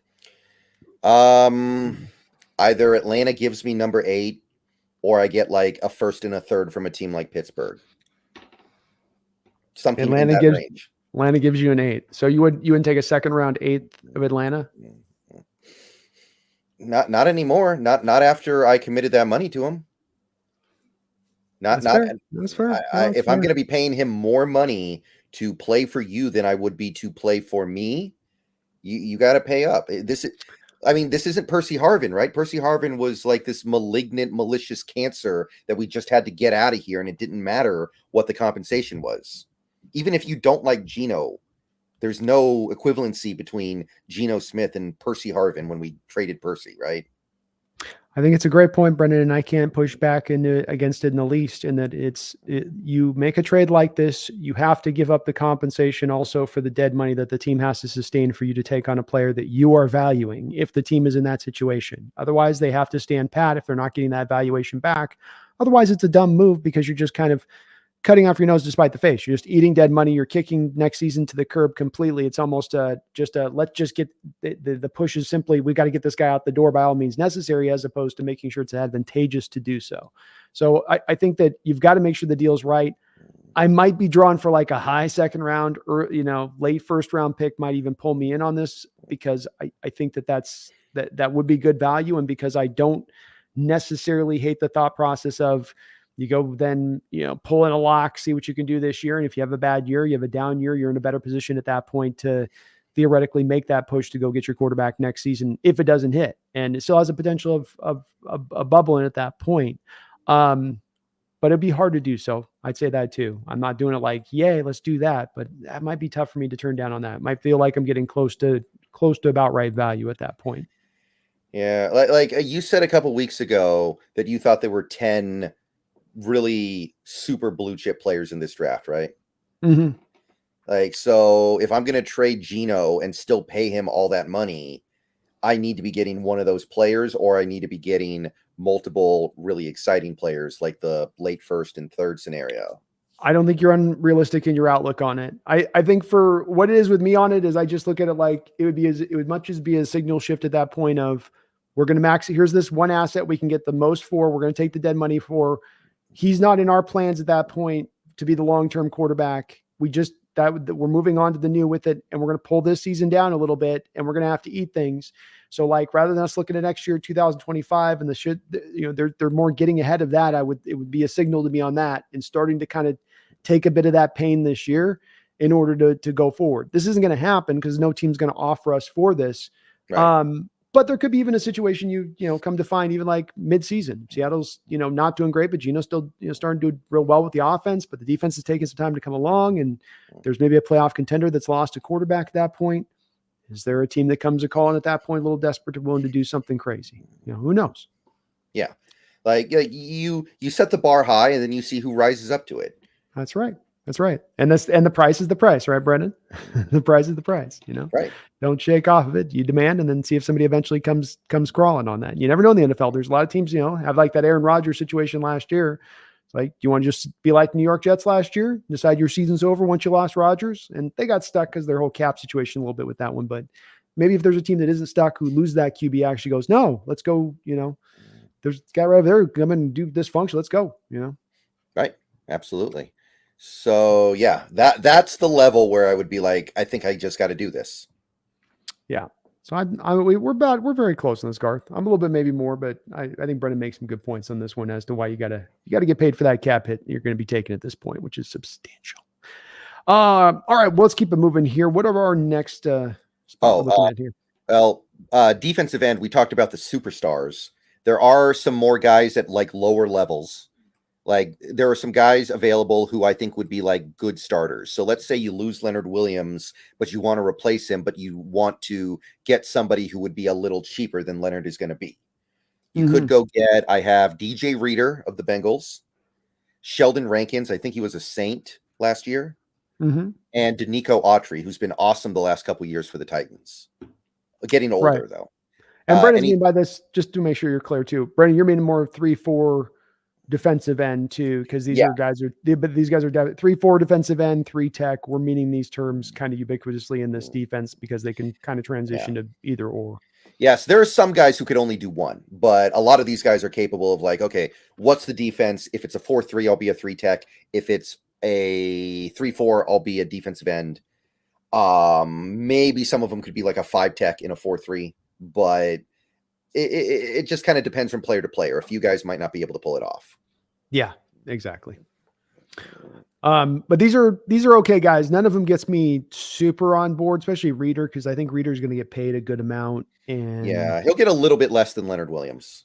Yeah. I'm not sure with him. He's getting up to near 32, and he's been a good player for the Bengals. Don't get me wrong. I mean, a lot of ways he's been one of their better probably defenders out there in recent years. Rankins, he had a kind of revitalization bit last year, but he's also been a guy that's never quite gotten. I don't know. Neither of those two guys, I think they're both pretty okay players, but I just never have really been, especially if you're talking about having to pay him decent money, bowled away by him. Right. The next tier down would be just like guys who you would pull in and hope they're good starters. I got Fletcher Cox, who I think you'd have to play a premium on because he's a legend. You know, you'd have to pay the legend tax. Austin Johnson, Daquan Jones, who was playing awesome for the Bills before he got hurt. Calais Campbell, which that might really happen because of the Baltimore connection. Just pull him in for one more year. Dude's going to be 55 years old and still out there grinding at the defensive end spot. He's awesome. He give me 10 snaps a game. It'll be 10 awesome snaps he gives me. I'll guarantee you that. So, and the leadership by him and Bobby in a locker room. I mean, you know, who's going to not listen to those guys? Justin Jones from the Bears, and then A'Shawn Robinson. So those would be some guys I think you could go after if you're looking for just like a decent starter. Anything on that list do anything for you? None of these guys are really jumped out to me too much on it. I think you're better too, Brendan. Part of this has got to be influenced on this position, as a lot of these positions. I think when you have a draft that's got some strength in it in certain spots, that it does get you to be informed a little bit by what you look at in the 3 tech. And so there's so many guys in this draft, 3-4 ends, 4-eye tech, 4-eye guys, 3 techs. There's a lot in this draft. You've got like 3 nose tackles and a plethora of 3 techs. And when I look at the 3 tech and they go, okay, if Leonard Williams doesn't come back, you're sort of sliding guys up. You could always put back Jaron Reed into more of 3 tech stuff. You've got Mike Morris in there that can do some 3 tech stuff. You have Dre'Mont Jones, who you paid money to do the 3 tech stuff as well. I mean, he was on a monster contract. If now he's got to slide in to be your starter, that's not the worst thing to ask for when you're paying the guy $18 million a year, I would think. So I would almost be as pushed as much on this one to be like, okay, well, you know, you don't necessarily go for the DJ Reader. Okay, we'll go for, because we don't want to pay Leonard 20 and we'll go to DJ Reader at 17. I think you almost kind of more go, let's look at maybe the draft and picking up one of these guys that, you know, Tyler Davis type out there. Or, I mean, hell, there's any number of guys from the 2nd, 3rd round. Could be there from Dwayne Carter, Braden Fisk, who had a great combine, Chris Jenkins, who the team has met with. I mean, just go back and grab yourself Chris Jenkins, stack him into the 3 tech, and you're kind of rolling in there at that point still. So I think that'd be a probably better even alternative than some of these 2nd tier guys, because I don't think any of these 2nd tier guys are really guys that have been stacked behind a depth chart, or they're just waiting to pop. All of them, when I did my research on them, Brendan, I think you probably feel the same way on this. Just they all felt sort of underwhelming for the most part. You mentioned some of the guys that would be 3rd tier guys are actually still pretty good guys, but even the guys lower, it's like, no. Calais Campbell, I think, would still be good though. Like he was good last year. I'd say that would be one guy who'd be like, that would excite me. And it's about building rotations, to your point on that one. You're not having him come in to be Calais Campbell from 4 years ago or 10 years ago. You're having him come in and be it's like what Al Woods was a couple years ago for us, right? Where he'd come in as the nose tackle and he'd give you like 14, 15 snaps a game, but it would be almost sub-dominant play for 15 snaps a game. And then you'd rotate the rest of the guys through. It's a way to keep everybody fresh, and it can't hurt, and he's not going to cost a lot of money at this point. He's a bit of I don't know, he's been on the West Coast of Arizona, so I've heard at times maybe he's an East Coast guy, I think. But right. And then the depth guys that jumped out to me, the guys you could get to just kind of fill out the bench, which we will probably need a guy like this one way or the other. Tim Settle from Buffalo. Javon Kinlaw, you want to try to reclamate that little project, because I remember liking Kinlaw in the draft, and I have no idea why he fell on his face so badly in the NFL. Yeah, I'm more with Kinlaw. If you can't work in that wide 9 with all the pass rushers you have around you, to me, I think it ain't happening. Shelby Harris could reunite with him. He had a nice year for the Browns last year. He's got a little bit left. Yeah, he had a good season for them. Yeah, Deshaun Williams, Tyre Tart, Rakeem Nunez-Roches, Adam Butler, Jihad Ward, and this is a good one because of the connection to Mike McDonald, Brett Urban. Brett Urban's interesting because he's a big boy, physical, long arms. He is your kind of the Ravens defense, and this is Mike McDonald. It's going to be physical and rough, and they're going to take it to you a bit with that physicality. So Urban's definitely that type of player that checks that box for sure. Right. So that's defensive end. It's not a terrible class, but I mean, these guys are, I think we're just better off keeping Leonard Williams, drafting a guy late, and then hoping that Dre'Mont Jones has a bounce back year. I would still, to your point, lock into Leonard Williams. I would keep a casual eye to Wilkins if we're talking about we're allotting this amount of cost and how much more is it got to go over to get a guy like Wilkins if that's going to be an option out there. But I think your pathway is probably the correct one. Mm-hmm. All right. So next up, linebacker. You feel like doing a little linebacker? Let's do some linebacker. Who doesn't love linebacker? Yeah, we need linebackers. We need them very, very badly. So we definitely need to have this conversation. And there are definitely some guys out there. Oh, yeah. There's some fun ones. Yeah. So let's just start at the very top with the guy that everybody's going to be asking about. We already have a pretty good idea. He's not getting franchised. Doesn't seem like he's staying where he is. There's an immense connection between him and Mike McDonald. It's Patrick Queen, right? Everybody's going to be asking, are the Seahawks going to get Patrick Queen? Maybe more than any other player out there. So Raven, these last 4 years, had a really bad start to his career. PFF was like making fun of him constantly. He was getting like 30s and 28s and 24s every week. And then Mike McDonald shows up as the DC, and suddenly Patrick Queen gets his stuff together and becomes a quality linebacker. So these last 2 years, he's been good. He's turned into the player they thought they were getting when they drafted him. Now he's probably going to cost you $100 million to bring in. Any interest from you? I like the fact that he's been able to really step forward in his career. Still a very young player, Brendan. I think 24 years old. You can make an argument just coming into his prime, just starting to, the youthfulness coming in as young as he was. The fact that there were some rough edges to his game made a lot of sense because of that. And you wouldn't miss a beat getting into this defense. He'd know Dave one way he needs to do, and certainly would help out a lot of other players coming in here to show them where they need to be in the system for it to work. That being said, Sports Track has him at around $18 million, I believe, a year right now. I think that's a pretty accurate assessment on their part when you look at the contracts given out last year to Jermaine Pratt and then also to Tremaine Edmonds. Neither of these guys were known necessarily as being superstar linebackers, but who made that big time similar like money last year. So I think he's going to hit that spot. I think that's where when you talk about Leonard Williams being the priority, it just becomes too pricey to try to fit him in. I think one of these teams that has that big time amount of cap space, Brendan, like we saw last year with Edmonds, who went to Chicago, had a lot of cap space to sign. That's why they did it. That's why he got the extra $3-4 million than he probably is really more deserving than getting. It's because there will be that team that will pay that sort of inflation cost, and we can't hit that mark. Yeah, I'm not saying I love either option. Don't get me wrong. But if the choice is between Patrick Queen at $20 million a year, and by the way, with the cap going up, I actually think it's going to be about $20 million a year for him. And Jordan Brooks for like $14 million a year, I'd rather just do Brooks. And I don't really like either, but I think that you might see the same kind of progression from Brooks that you did from Queen when Mike McDonald gets his hands on him. So I'd rather save the $6 million a year. I'd rather save the year on the deal because I think Brooks will be like a 4-year deal and Queen's going to be 5. So if those are my options, I think I'd rather just roll with what I got and just hope that something great comes out of Brooks under a new coaching staff. How important do you think Queen was to making that defense of Mike McDonald's go? He was he their best? I don't, he's not their play caller, right? He doesn't do the play calling. He's not the green dot. We know that. He's the will linebacker. Well, he's not your Mike. He's your will. He's your off-ball will. I've long talked about this where, because you're getting more of a 4-man, you'll get stack boxes and 4-man fronts from Mike McDonald. So yeah, there's some 3-4, but those are the fronts you're getting in a lot of the 4-man fronts, which turns him into an off-ball will.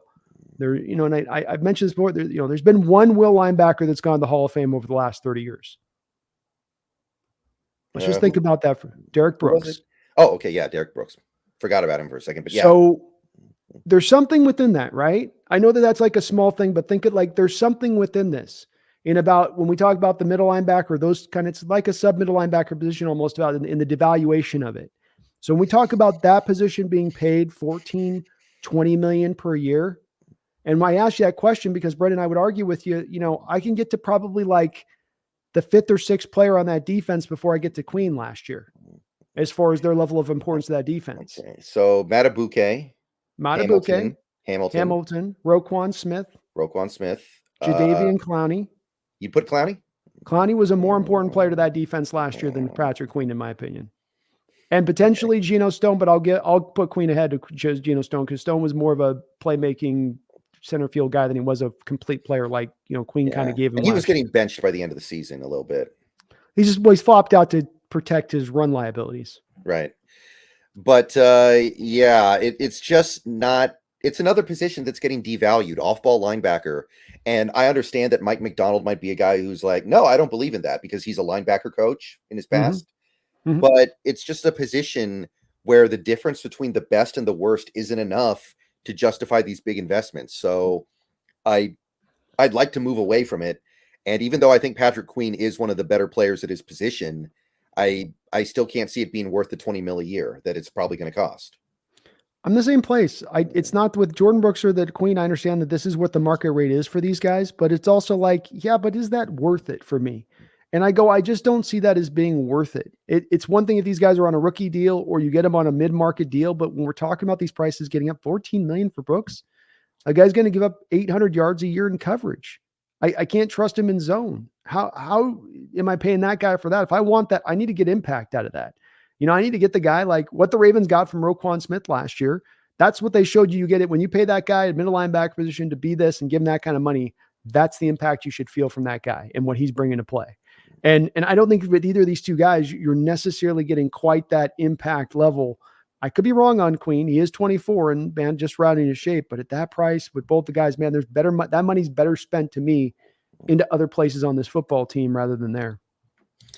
Yeah. So I understand why people are talking about it. It makes sense why people are talking about it. It's just, I'd prefer to go a little different way. Yeah. Mm-hmm. There are a couple other studs at the linebacker position that are going to be available. We got Frankie Louvu from the Panthers, former Cougar. Fun player. He is been a good pass rusher these last several years. Been graded out really well these last 2 years by the on that Panthers defense, where not a lot goes right in Carolina, so it's not easy, No, although he is playing in front of behind Derek Brown. Like Derek Brown's good. He is. Don't have much of the 3-tech. There's been a little bit, but he, like you said, he's an outstanding blitzer, which is an important part of this Ravens defense. Of course, coming in is going to be your ability to blitz from the inside, and maybe a guy that doesn't get quite the contract to some of the other guys, but is able to bring some equivalent type value. I think he's going to get like 10 mil a year. It's not going to be on the level of these top guys, maybe 11 because the cap went up. He's really not got much of an athletic profile, right? Like his testing numbers his RAS score was like 0, if I recall correctly. but You he can just got play. to turn on the tape. You got to turn on the tape with the kid. It's some of these guys, it goes a little bit beyond just the testing scores are important, but there are some players where it's like, just watch him play, watch him go at what they do. And he's a complete player for the position. I mean, quite honestly, it's not maybe it's, you talk about that whole model you're doing of like, okay, 20 million for Patrick Queen, 14 million for Jordan Brooks, or 10 million for Frankie Louvu. Probably, if I've got to be pressed, if we're dead set on signing a guy and I don't want to sign a guy, I mean, to me, the best bang for the buck on that is going to be Louvu at that point. Because I do feel like you're almost paying with Jordan and Queen, then you're sort of paying for that first round pedigree thing. Like that's still sort of the waves and echoes of that are existing on that kind of deal. Yeah, and I get it too, because Brooks and Queen are tremendously talented. Their combination of size and speed is very rare. Louvu doesn't have that, but we've seen 2 years now of hard evidence that Frankie Louvu's a really good player, very productive player, and he's good in many different areas. Like he's an excellent blitzer. He's been very disruptive on the blitz these last couple of years. So I don't know. Yeah, I think you're right. Frankie Louvu is. That's the point. Your point right there is exactly it. Is that you want this defense? What's the thing that Mike McDonald requires of everybody, a defender on this team, or at least as far as defenders out of the front four? And that is an ability to be flexible and versatile. Can you play a lot of different things? Can you do a lot of different things? Not just here's my one thing I do well and I'll go do that. No, you can't just be a Jordan Brooks. I'm a good blitzer or good run defense. What do you do in zone? How do you do in man coverage? This is a guy to me, like you said on that, where there's a lot of good things over the last couple of years he's done for the most part of being very solid all the way down the line. When you look at his peripheral numbers going, okay. And then watch him just play on the football field. He's all over the place and maybe he doesn't have the natural numbers, but he's got the God-given instincts for understanding where to be and where the play's flowing to more often than not. Right. And the last guy who I think is going to get paid on that level, like more than 10 mil a year. And this one I don't know about because last year was weird for him. Devin White. Devin White's a guy, man. I had a lot of affinity for going back to college. I thought this is a guy that's like maybe going to be your next real guy to become the linebacker, to become the next devastating linebacker on the scene. They got the Super Bowl win. He was a monster in that Super Bowl run that they had in the playoffs. But he's a guy that has a light switch that turns on and off, and he decides when it's going to go on and when it's going to go off, and it's a little bit like random. And the production over the past couple of years, unfortunately for him, not just last year, Brennan, but the past couple of years has not been good across the board. Yeah. And he is way too good. He's got way too much ability to be this bad. Or not bad, but just this underwhelming, I guess. Not bad, but underwhelming. I'm really surprised at this point he hasn't developed further as a player, especially playing next to Levante David. Yeah, didn't he get benched last year for a little bit? Like he's had a couple of times he's been set down, and I've caught a few times over the past few years of just random clips coming from Twitter, and you get like Buccaneer fans or whatever, posting their clips. You just random people and like seeing some clips of him where you could definitely see that the effort was not there on some given plays, where he's definitely hoofing it, woofing it a little bit, and you're going, okay, I'm a little bit dissuaded to give that guy a $10 million deal, $11 million deal, Brendan. I couldn't do it. If I can't pay a guy that I can't trust to turn it up every single week. Yeah, I feel like somebody will though, especially with all these teams with all this cap space, and he's really talented. So I kind of get it, but I think you're going to get Hainsworth. I think there's a really good chance of that, man. And that's the thing you got to try to avoid at all costs in the NFL. And that's why it's very important for NFL players to put on good tape at all times. Because if there's questions about that, you're giving teams an out for signing you versus not. But I agree with you. I think he's going to have that same kind of thing of the first round pedigree thing going on, former top 10 pick. And that's going to carry that share of weight that it does if you've had a reasonably good pro career going into that first point you're going to be a free agent. And this is his first entry into being a free agent. But I don't want to take that risk. Yeah, and I don't either. Even if I liked him more, I probably still wouldn't want to spend the money. But I really don't want to spend the money if I can't trust him. Hell no. Especially because like we're going to go through. There's some this is unlike some of the other positions we looked at, even on the line there. There's some actual legit options here down the line on this. Right. Yeah. So the next tier, these are guys who I think are going to get like maybe 6 to 9 million or so a year, maybe more like a 2-year, 3-year deal. First guy, Azeez Al-Shaair. I think he's actually really interesting. I like Al-Shaair quite a bit. Been on the Niners. I think last year he went to the Titans. Been pretty good. I think he's going to get about 7-8 mil a year this offseason. I think you're going to get good bang for your buck there. Excellent bang for the buck. Niners didn't let him go because he was a bad player. Niners let him go because they were already sitting on still Dre Greenlaw and Fred Warner, and you can only pay so many people, right? So he left because they didn't have the money to spend, and they'd already put their assets in other places there, not because he was playing bad for them. And he's continued to hold up that really good, fine level of play coming over there to the Titans, and a good all-around player. The bang for the buck would again be there for a guy like this. Still relatively young, right? 26? Yeah, I think he's still coming into his prime. Yeah. So I think he's just getting into that area of things. But Titan defense held up a lot of times through the year last year, even when it was undermanned, especially in that secondary. But one of the really good players in that defense, and I like him. He's a good player. Josie Jewell of the Denver Broncos. Another guy who's going to be in that range, I think.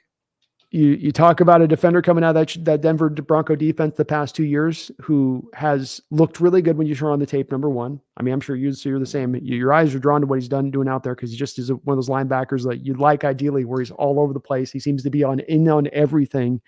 But then he also has graded out well. He's done the impossible, Brendan, which is graded out well the past 2 years in this Bronco defense that's had to live on the football field because of the porous nature of the offense. And so a guy that will understand the Vic Fangio cover two shell scheme, this is a little bit of a different iteration here with McDonald, but he'll be able to do the versatile different things. Another thing, kind of like Louvu, or a very complete linebacker to me, can kind of do it all across the board for you. Doesn't give you anything that they dominate in or any elite level of play in any one spot, but that you can count on them in all realms of their game to get it done. Strikes me as that kind of guy. Yeah, I would definitely go for that. Again, I think it's going to be somewhere around $7 to $9 million a year, and I'd do that. Because again, you can say, man, what happens if that guy goes to a defense where he's fresh, where he doesn't have to play this many snaps every year, and now gets it down about 900 snaps, and now do we get even a better version of that guy? Maybe so. Yeah, this next guy is the guy I think Spotrac is smoking crack on. Okay, because they had this guy at $16 million a year. Okay. Isaiah Simmons. Wait, what?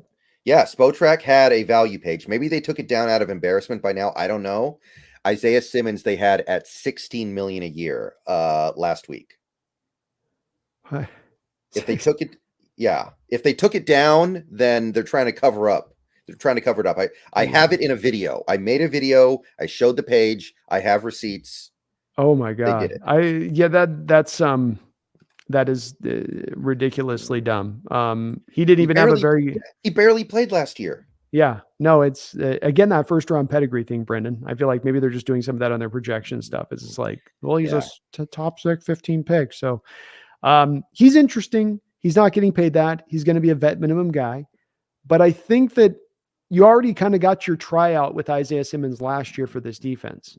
He went from the Cardinals who couldn't use him or figure out how to use him in their scheme to then going out to the Giants with Wink Martindale getting his jack of all trades kind of guy, and then sitting on the bench for all the year. Now, I think he did go in like training camp, so he didn't have a lot of time Martindale runs McDonald's defense, and he runs it even more complicated, right? Like it's McDonald's defense complicated by 4.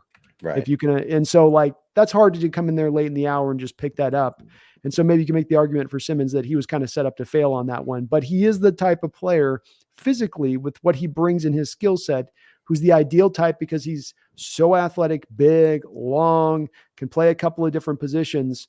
This is the Mike McDonald type player that he would like for this kind of defense, theoretically. I think he's going to get more money than he should because of all the things you just said, the freakish athleticism, the pedigree. I could see him getting like $7 to $8 million a year from some team that just falls in love with his measurables. So I do think he'll get more than some people are expecting, but I don't really want it to come from me. I think this guy's just kind of, it's not there. It's not there. To your point, I think people look at the Cardinals and saying their ineptitude on that is the story of him as much as the story of him is that he's a bust, right? To your point. I think that people in the NFL circles could definitely look at it as that. Like Cliff Kingsbury failed him. It's not a black mark on you. You know what I mean? all he needs is one. He needs one GM. That's right. Just takes one. But I do not want to be that one. And final guy in this group for me would be Willie Gay Jr. Chiefs last couple years, won some Super Bowls, been part of a pretty dang good defense this last year. By far, not the most important part of it or anything. And he's missed a little bit of time too, but good, solid linebacker. He is. It seemed like they've had for a couple of years there with the Chiefs been sort of trying to look to slowly move off of him a little bit. He's had some up and down years when doing some research on him, and it does seem like maybe he's starting to get a little bit long in the tooth a little bit. Like his best days might be behind him. But he's been okay. He's been all right, and he's not going to cost a lot of money, I don't think.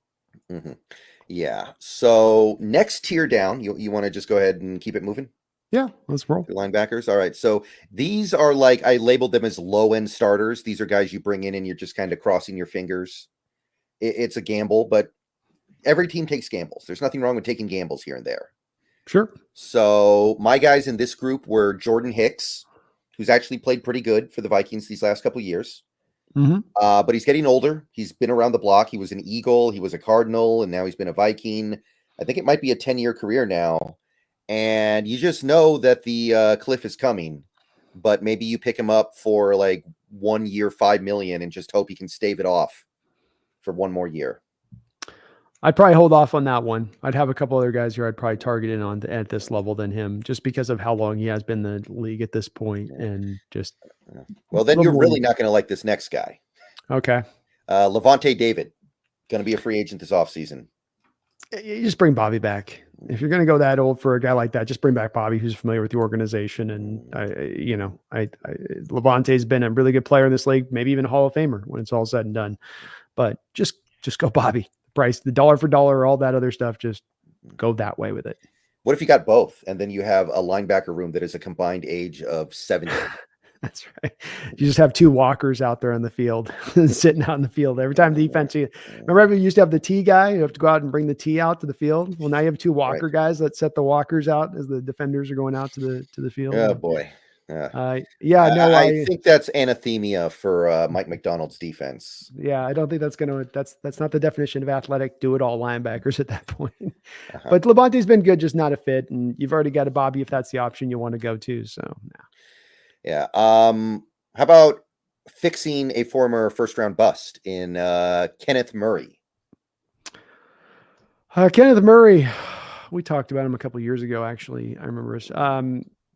He's a guy that just instinctually doesn't have the linebacker position. I think that's probably a big thing that's held him back even at the pro level. He is lightning fast. I mean, when he pulls his trigger and wants to go a place, he's going to get there in a flash. But the problem is that it takes him a second. It's like he's got to pull the trigger back long and slow. You know what I mean? He's got to make sure he's got his finger right on the grip. And then he goes, and it's like, that's not the way the NFL works. Kind of like, boom, you got to get there. Not boom, duka-doom, duka-doom, doom. Because at everything now you're suddenly much slower than your quickness and speed tells us that you should be. So I wouldn't go with him. No. Yeah. Last guy is a guy who played really, really well last year when Buffalo lost Matt Milano. Tyrell Dodson filled in for Milano and did great stuff, but he's a 1-year wonder right now. Not even a 1 year, by the way, because it was only half a year. Because before then he was nothing. So how would you feel about him? I don't know too much about him because it's only been that half season of play. So I have not done a deep dives. I do have two guys I'd add to your list that I think are two options. Denzel Perryman, who's a good bang for buck guy. Was that on your, do we have another tier? Yeah, he was in my depth tier, but you're probably right. He's probably in about that same area as somebody like Jordan Hicks. It's similar thing, except I think he's a little younger. He's a little younger. I just think too, he's a guy that, man, every year it seems like he goes for good value, but he goes out there and plays for whatever team wants to go get him. I've called him the Latavius Murray of middle linebackers, wherever he goes. The other guy who I think you got on depth that I think we could give a little bit more pub on this, you're not giving a big contract on either of these two guys, but who could be a guy you could target as your Will, is Oren Burks. Yes. I mean, he could be your Al Shire before Al Shire was Al Shire with the Titans again, his deal kind of, where it's, the Niners have to let him go, but not because anything other than just like they got the Greenlaw on the contract, they got Warner on the contract, got to they made their bed there. But those guys I like. Yeah, I listed out a few more guys. I called it like a grab bag of random linebackers that you could go get for cheap. They were in that list. I also had our old buddy Cody Barton. He's going to be a free agent this offseason. No. Drew Tranquill. I think Chargers, right? He had a little bit of he's played last, I think, year or two. Has he kind of gotten, isn't he like last year he did kind of a bounce back, didn't he? Last year? I think he won a Super Bowl with the Chiefs. I think he I think he was part of one of their, I can't remember if it was last year or the year before, but he won a Super Bowl with the Chiefs. I think it was last year he was with them. Got some older guys that you hope have a little bit of gas left in the tank, like Zach Cunningham. Does he have anything left? He's always been to me, just not. Nah. He probably does, but I'm not. I wouldn't be with that. He's a good tackler. A really interesting one, Shaq Leonard, who was on a Hall of Fame track, and then the switch went off, and now he can barely get on the field. Do you think you can fix him? Injuries on some guys mount. Injuries on some guys. Some guys bounce back, and we think medical science cures and gets everybody back to that 100% point. But with some guys, you do lose something, and you lose just enough. It reduces you enough as a player, and you're not able to, be what you once were. And in Shaq's case, I think that's very much at this point the case. Quan Alexander, feel like people talk about him in the Seahawks every offseason, and then it never happens. Maybe it happens this offseason. He's been hanging on for dear life in this league for a couple of years now. I don't think that he brings a lot to the table. And final guy is Anthony Walker Jr., who's been bouncing around, but he was part of a really good Cleveland defense last year. I mean, worked in a good defense that was multiple in their looks and did a lot of some of the stuff that you would see in McDonald's defense. But no, I can't. I don't see much there with him either. All right, so that's all I had for linebacker. It's not a bad crop. I think you can find guys here for sure. Yeah, no, I think this is a place if they want to delve into, I wouldn't mind doing it. It's another place that, Brendan, you do want to think about the draft as well, and that what you have available in the draft does impact this a little bit on how much urgency that you have to apply. Certainly, you're going to need to sign at least one guy, Brendan, because you're not just going to want to go in the draft needing three, Mikes and Wills, at minimum. So you're getting somebody in this. There's no doubt about that. And maybe even two at that point to set the stage for the draft where you're not driven to have to draft a guy, but you can draft a guy if it's on the value of your board. But when you do look at the draft, this is a little bit like the equivalency of the 3-tech for me, Brendan, where when I look at 3-tech and middle linebacker Mikes in this draft, you can find some really good value in that second, third round area, even in crept in the late first, where that could drive a little bit of the thinking on this, where, I mean, there's guys, we got Junior Colson, who the Seahawks have met with already, Edrin Cooper, Jeremiah Trotter, Peyton Wilson, Cedric Gray, Jalen Ford, Olafosio from the University of Washington. There's some guys out there they might want to look in targeting as well in this. So there are some options in the draft, but there's some good value here in free agency at the position. That's right. So, yeah, that's all I had at the linebacker spot. And yeah, we're not going to be able to draft three guys. So we got to sign one of these, I think. Agreed. You're going to get somebody. And that's where you come back to me where Bobby just makes the sense on this coming back to our internal free agents. It's not the guy on the outside, but you get Bobby, cheap contract, good bang for the buck, gives you some insurance now. And then you can go into a draft and say, hey, we can take two middle linebackers in this draft to be the two future guys. And one of them will sit this year. One of them will start, let the best man win it out. Competition's king on that. And you can feel a little bit better with that, I think, going that route if you wanted to. Right. I'm honestly, I'm already mentally prepared for this team to give Brooks some stupid contract. And I've already trained myself to not get angry about it. I'm already in a zen place about that.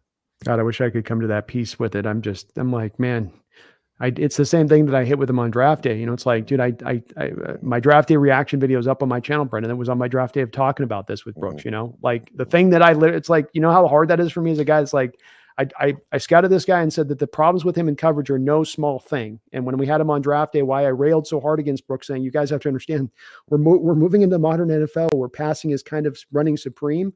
So having a middle linebacker that can't cover in space is kind of a problem. And this is going to hurt. And it has mainly hurt even with the benefits he does bring. And if you do sign him, like those things aren't going away. McDonald is not going to correct Jordan Brooks' inability to play in zone coverage. You have instincts to do it or you don't. You can do what you can. He improved a little bit on it last year, but boy, that's a big risk to be taken for the price you have to pay on that hopeful improvement that may or may not show up. Yeah, I'm just mentally prepared for it, man. I just I'll try to get there. I found my center already. I'll try to get there. Where's my Zen bowl? Second here. Hold on, Brendan. Wait, hold on. Here's all I need here. Just a second. There we go. There we go. Okay, I'm in peace with it. I'm good. I did do a little bit of work at edge rusher, but I only looked at like guys who would be reasonably priced. Obviously, you're not going to go get any of the big guns. No. The most fun one for us is definitely Clowney, which Yes. would also be the most expensive, but he wouldn't be cripplingly so. And I can make it make sense, right? You've got Nwosu, you've got Mafe, and you've got Hall, who did nothing last year. So you do kind of need another guy, and you need another guy that can play. And Clowney's probably going to be like, what, 2 years, 16 million at most? You can make I it work. at most. You and I both have been on boat with one Clowney back. He's been a bit of a gun for hire out there in the National Football League for a while now. I think the thing that you look about nice with him is that you can anticipate the great value you're going to get for him, even though he's coming off what's maybe his best season of his career. And that is just because he just seems to get that lower end thing where he's just not valued, where I think he's probably should have been here throughout his career times for how productive he has been as a player. Now, has he earned the number one overall pick that he was? Everybody's put him on that, view of he's got a, has he been a game record, disabling, Myles Garrett-like force? No, he's not been that, but he's been a really, really good player. And getting back to the bang for the buck with this, still not a super old guy. I think just getting into like 30 years old. There's no reason not to believe over the next 2 years you're not getting really good production from him. And while the Hawks have done a good job of investing in this edge, I don't think Darrell Taylor gives you any kind of certainty going forward. You don't know what the hell you're getting from him going forward. And he's proven nothing up until this point. Derek Hall, I loved him a lot as college. I'm one of the biggest benefactors of the guy coming out of college, but I was supremely unimpressed with his first season here out the gate. He struggled to find any kind of impact. And Mafe, while he was really good, that's great. Solid there. Uchenna coming off of a season-ending injury. Love him as well. But like last season showed, just having two starting guys, not just last season, Brendan, if we look at this through the last 5, 6, 7 years, just as a trend, you need more than just the two guys. You can't just go two guys and Derek Hall, we're good. That's not going to be enough. History's taught us that. And getting a guy like Clowney into the mix of this and creating that kind of devastating rotation at the forefront and then letting Hall develop as he develops in the background within that, to me, would be really ideal. You go Leonard Williams, Bobby Wagner. My third priority to the offseason, if I get those first two done, Brennan, would be a pivot to Jadeveon Clowney if we're talking about the free agent I'd look to go grab, even above middle linebacker. Right. So that's the one that definitely intrigues both of us, I think, on a deeper level than just, oh, that might be fun. No, that would actually be, by the way, there's versatility there. He can also play probably on the line a little bit. There's versatility with Clowney that you don't get with a lot of these other guys. And he knows the scheme. He knows exactly what Mike Donald's going to want from day one and what he's trying to get done. Two other guys I listed were Dorrance Armstrong and Dante Fowler Jr. because of the AD connection from Dallas. Mm-hmm. Sure. Yeah.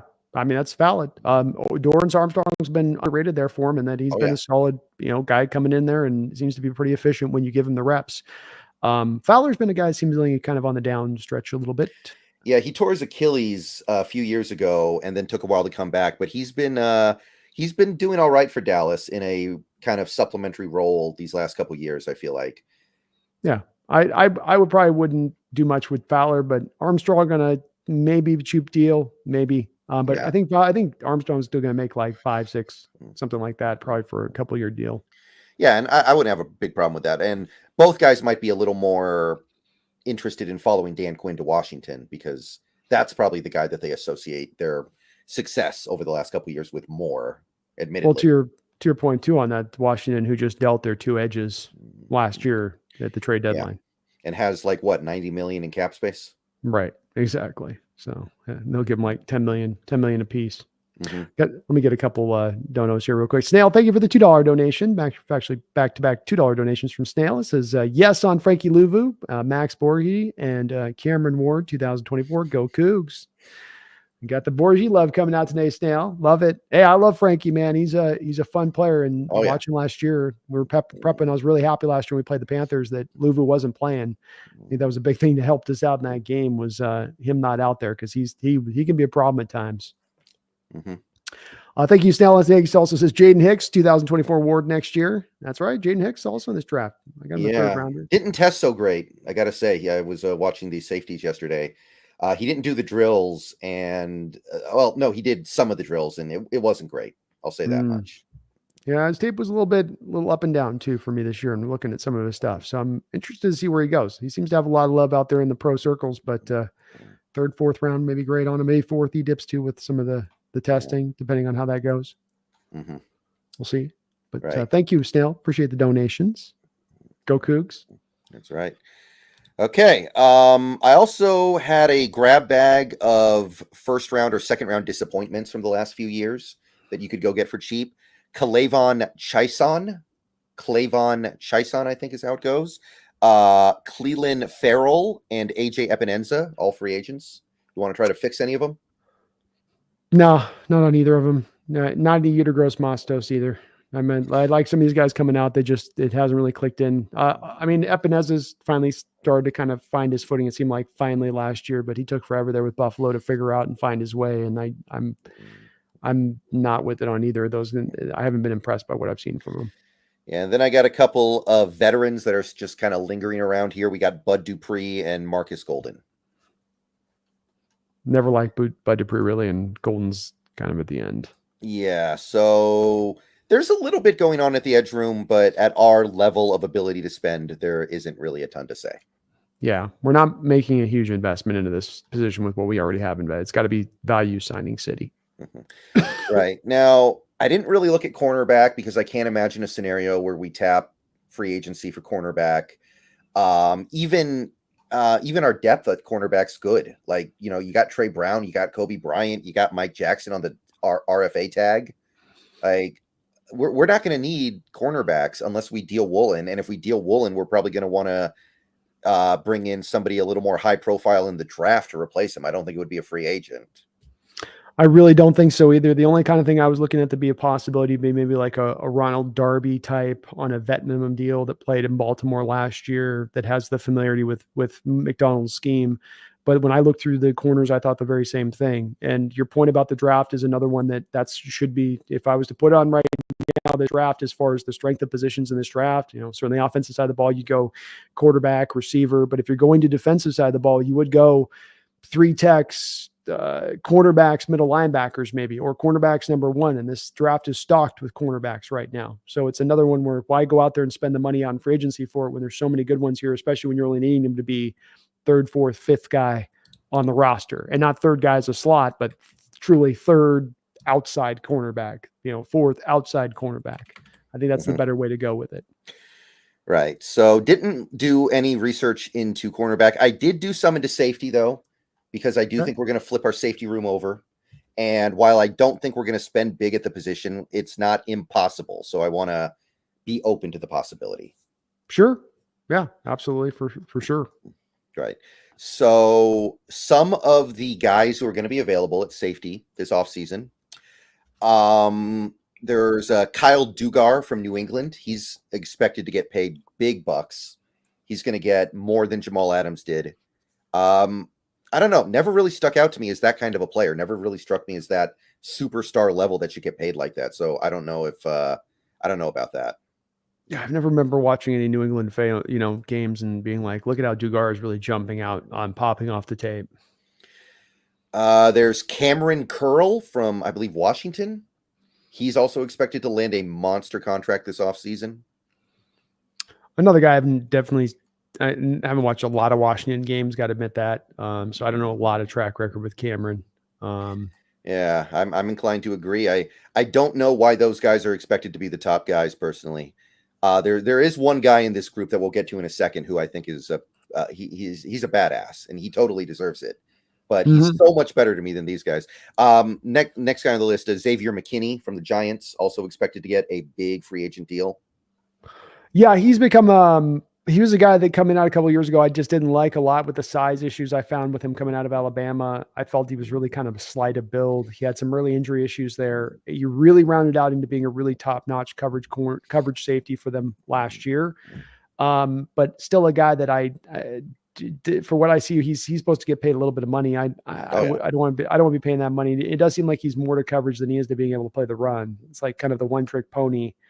And he's just sort of the oddity too, because he's more strong safety than he's free. So you're getting the coverage strong safety. It's kind of a, you know what I mean? Yeah. I mean, it's got to be better than what we tried with the strong safety position these last few years, though. You're not wrong there. We also got Budda Baker likely to not have his club option picked up, so he'll be free. So there's another guy you could bring home, but he's not quite the guy that he was 5 years ago. Let's put it that way. He's been banged up a little bit. He was still, I think, given the All-Pro nod this year. It was more by, I think, reputation. I think it was Pro Bowl. I don't think he got All-Pro. I thought he got All-Pro, man. He only played 12 games, so if he got All-Pro, that's a little wacky. I know. Well, that's because it stood out to me as the story, because people were like, how'd this make any sense? But there was a little reputation into that too. It wasn't necessarily, but he was still solid on the field. My point, when he was on the field, he was solid. You're right. He's had a couple of injury things that have hampered him at times, including this past season. So you are getting a guy that's maybe undersized guy that's maybe a bit of the body wearing down. You wonder a little bit there. What is he going to get paid on the open market? Is it going to be a monster deal somewhere? Probably somewhere in that $12, $13 million a year deal type thing. And that makes it a little bit probably too rich for our blood, though. UW connection, local guy coming back. Does he want to take maybe a little bit discount to come back home? Is that open? Is that option on the table? We'll see. I don't know, but he's a dog out there. He's a guy that's willing to come up and do it all. He can cover. He can play the run. He gives you a little bit of everything. So he's fun in that respect.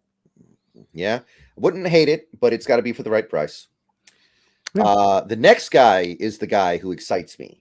And if we got this guy, it would cost a lot of money, but I couldn't even be that mad about it because he's awesome.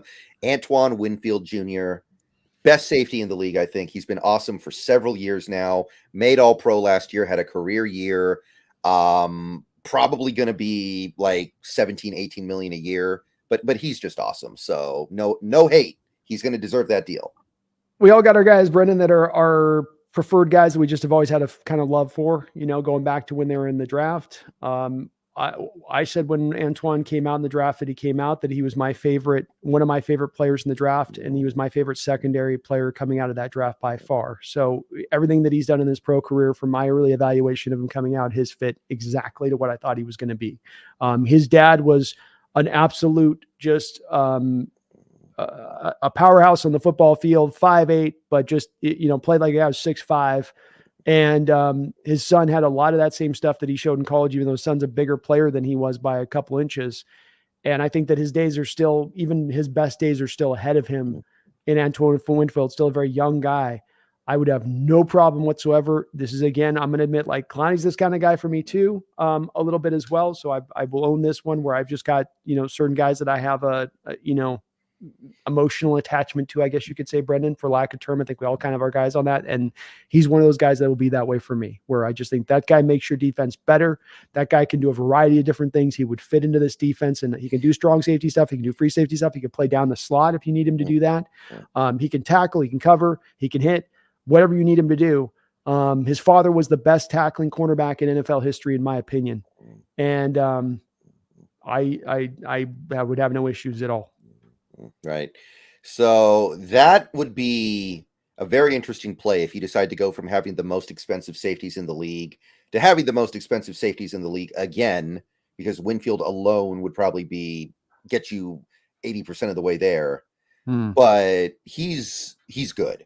And I don't think he's about to break down the way that Jamal Adams broke down, because he doesn't have that kind of abuse on his body. I don't think he plays in the way that Adams does. So I think you could probably get him and expect him to play at a high level for the next 4 or 5 years.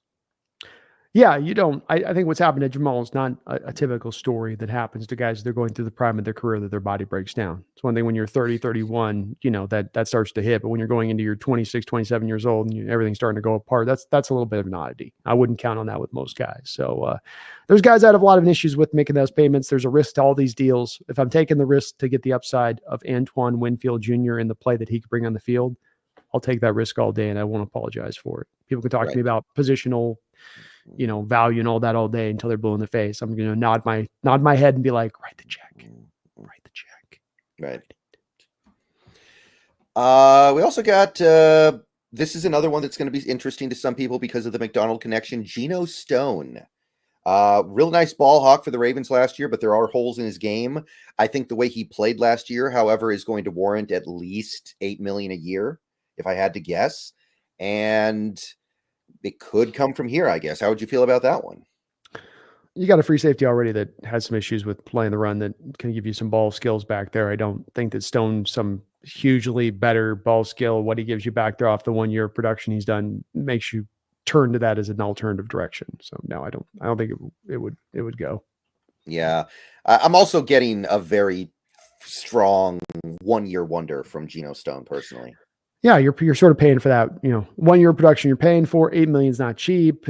I think that's about the right price for somebody who will give it to him. I don't want to be that team. I wouldn't do it. It's you just roll with Quandre at that point and biff out on the deal after a year. Next guy is a guy that I fell in love with in the draft several years ago and was really kind of annoyed that we traded down instead of taking him, because I do think he was probably our option if we didn't trade down.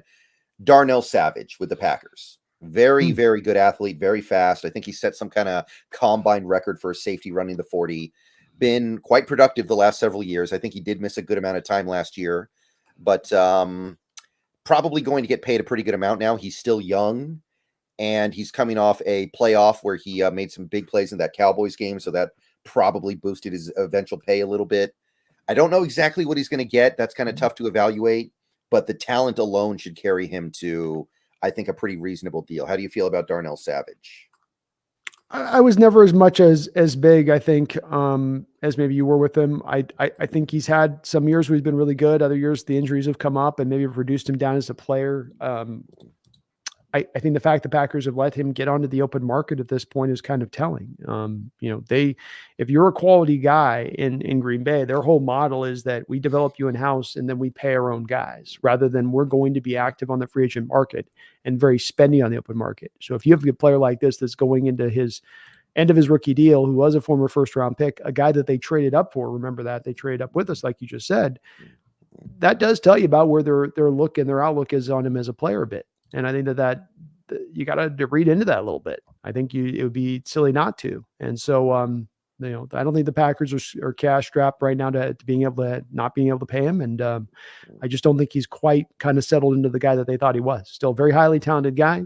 He's had some years that have been really good, but I wouldn't want to take, I think, that risk for, what the price is going to be.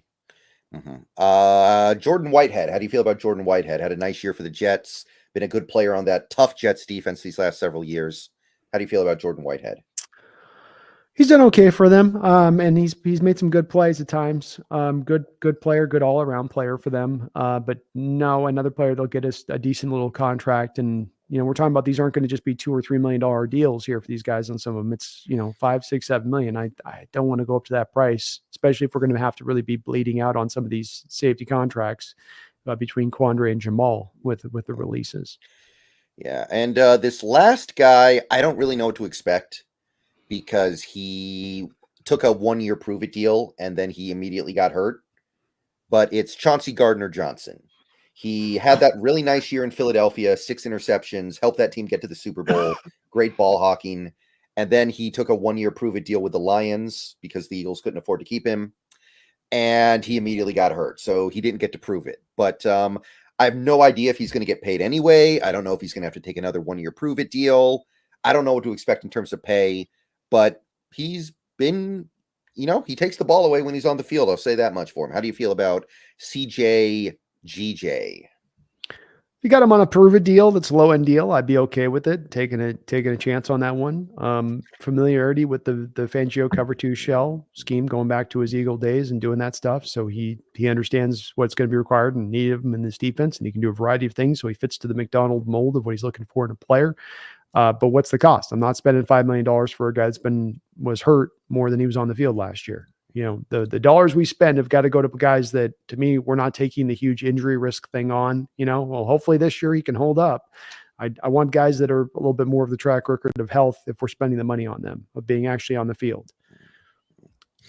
Okay. So those would be the guys that I would consider to be like more high profile, the guys who you would bring in and it would be like a significant chunk of your offseason. So other than the Antoine Winfield thing, we didn't really get that excited about all that much. I like Savage a little more than you do, but I will admit his career has been a disappointment so far, so I'm not in love with it. Yeah, and it just comes down to you're cutting away the salary for the safety position. You're pulling it down. If you're going back to paying for safety, pay for true good quality. Don't go for something that's kind of like, well, if he rounds into what he thought he could be, and if he can keep his health, and if this can happen, if that can happen. No. I'm paying that money. It's got to be a little more certainty in the bang for the buck status of things. And that's where a lot of these guys are for me on this because I don't think we'll have as much money to really spend versus the other teams. We got to be really precise almost. Right. There are a collection of veterans who are past their prime that you could probably get on a 1-year deal, like Eddie Jackson, Tracy Walker, Tashawn Gibson, Kevin Beard, who just got released by the Eagles, J-Ron Curse, and Taylor Rapp. Any interest in that crew? Not really. I don't think any of those guys are going to make a lot of money. Kevin Byard, if you were looking for like a low end quandary replacement on a vet minimum deal, like if we're talking about that, you can get me interested in that. I don't mind like a guy in that role, because even bare minimum, he gives you maybe a quality backup that can come off the bench. That's not going to be your atypical backup. You're going to be able to pull from there. But I don't have anything I want to give these guys anything as far as what I'm paying a 1 year, $4 million deal or a $3.5 million deal. I think you're kind of throwing out money you don't have to spend at that point, that you can get. Safety position can be one where you can find value for cheap at there, and if you're going to go big, go big and get the guy like a Winfield. If you're not, you're going to go then stay low on it, especially if we're trying to pull the dead money out, the bad money out this off season, especially having Julian Love still on the books. I mean, that provides you a lot of flexibility because of his ability to play both free safety and strong safety. And he gives you good, quality of cost at this point going this off season. So you have a little bit of like, you're not as like middle linebacker, you're going to be pressed in to spend some money in free agency. I think when it comes to the safety position, even if you cut Jamal and Quandre, you're not driven as much in that place. And again, the draft is looking decent for safeties this year so far. It's not looking deep. It's not like the corner position, but there are some guys there too if you want to target in there, especially if you're going value based on your board, or one of those early picks that we're thinking might be this, might be that, but hey, they love the safety instead. They could go that route too. Mm-hmm. You don't want to bring Taylor Rapp back home? Nah, I've never been a big Taylor Rapp guy. You liked him a lot? Have you liked him? Oh, no. I'm not. I'm just saying that's another Husky, another former Husky that's available. A lot of Huskies out in this open market right now. A lot of former dogs. Yeah. Julian Blackmon's out there. He's actually been nice for that Colts defense the last couple of years. So Julian Blackmon might be a guy who gets paid a very little and gives you quite a bit. Yeah, I'm okay with taking that road with it. If they've got a guy that they spend and they give him $500,000, $700,000, a little more over the vet minimum. History has shown us when it comes to the safety that it's part of the reason that we've not liked us investing $50 million into the safety position, is that you can look around across the NFL teams out there who are getting just average level of play from the safety position, and they're spending vet minimum prices to get that. And right. So like, this is one of those positions why it's become so devalued, is because of the fact there's so many teams getting that kind of level of performance, which means then you can put your assets into other places to really improve those positional groups that now can have more of a bigger impact on the field and what's going on. Mm-hmm. Yeah, I'm inclined to agree with that. There were a few other guys that I listed out, guys like Adrian Amos is still around. You could get him on probably a Vetman deal. Terrell Edmonds, Rodney McLeod, excuse me. Guys like Jordan Fuller, but it's all kind of the same once you get down to that level, right? It's all kind of like, whatever.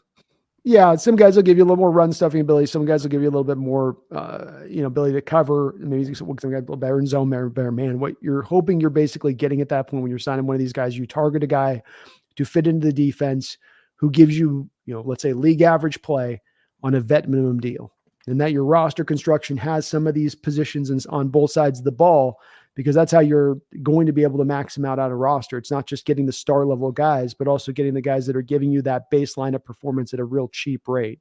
And if you're not able to get that from one of these guys, or Schneider doesn't see that across the board, and I gotta be honest, I don't know if you feel the same way. I kind of feel that same way, where I go, there's a couple guys you could, but I don't know if better us maybe just to go younger. You got some in-house guys already that could be interesting as far as developmental guys. You could target a guy in the draft high if you want to go a little more talented.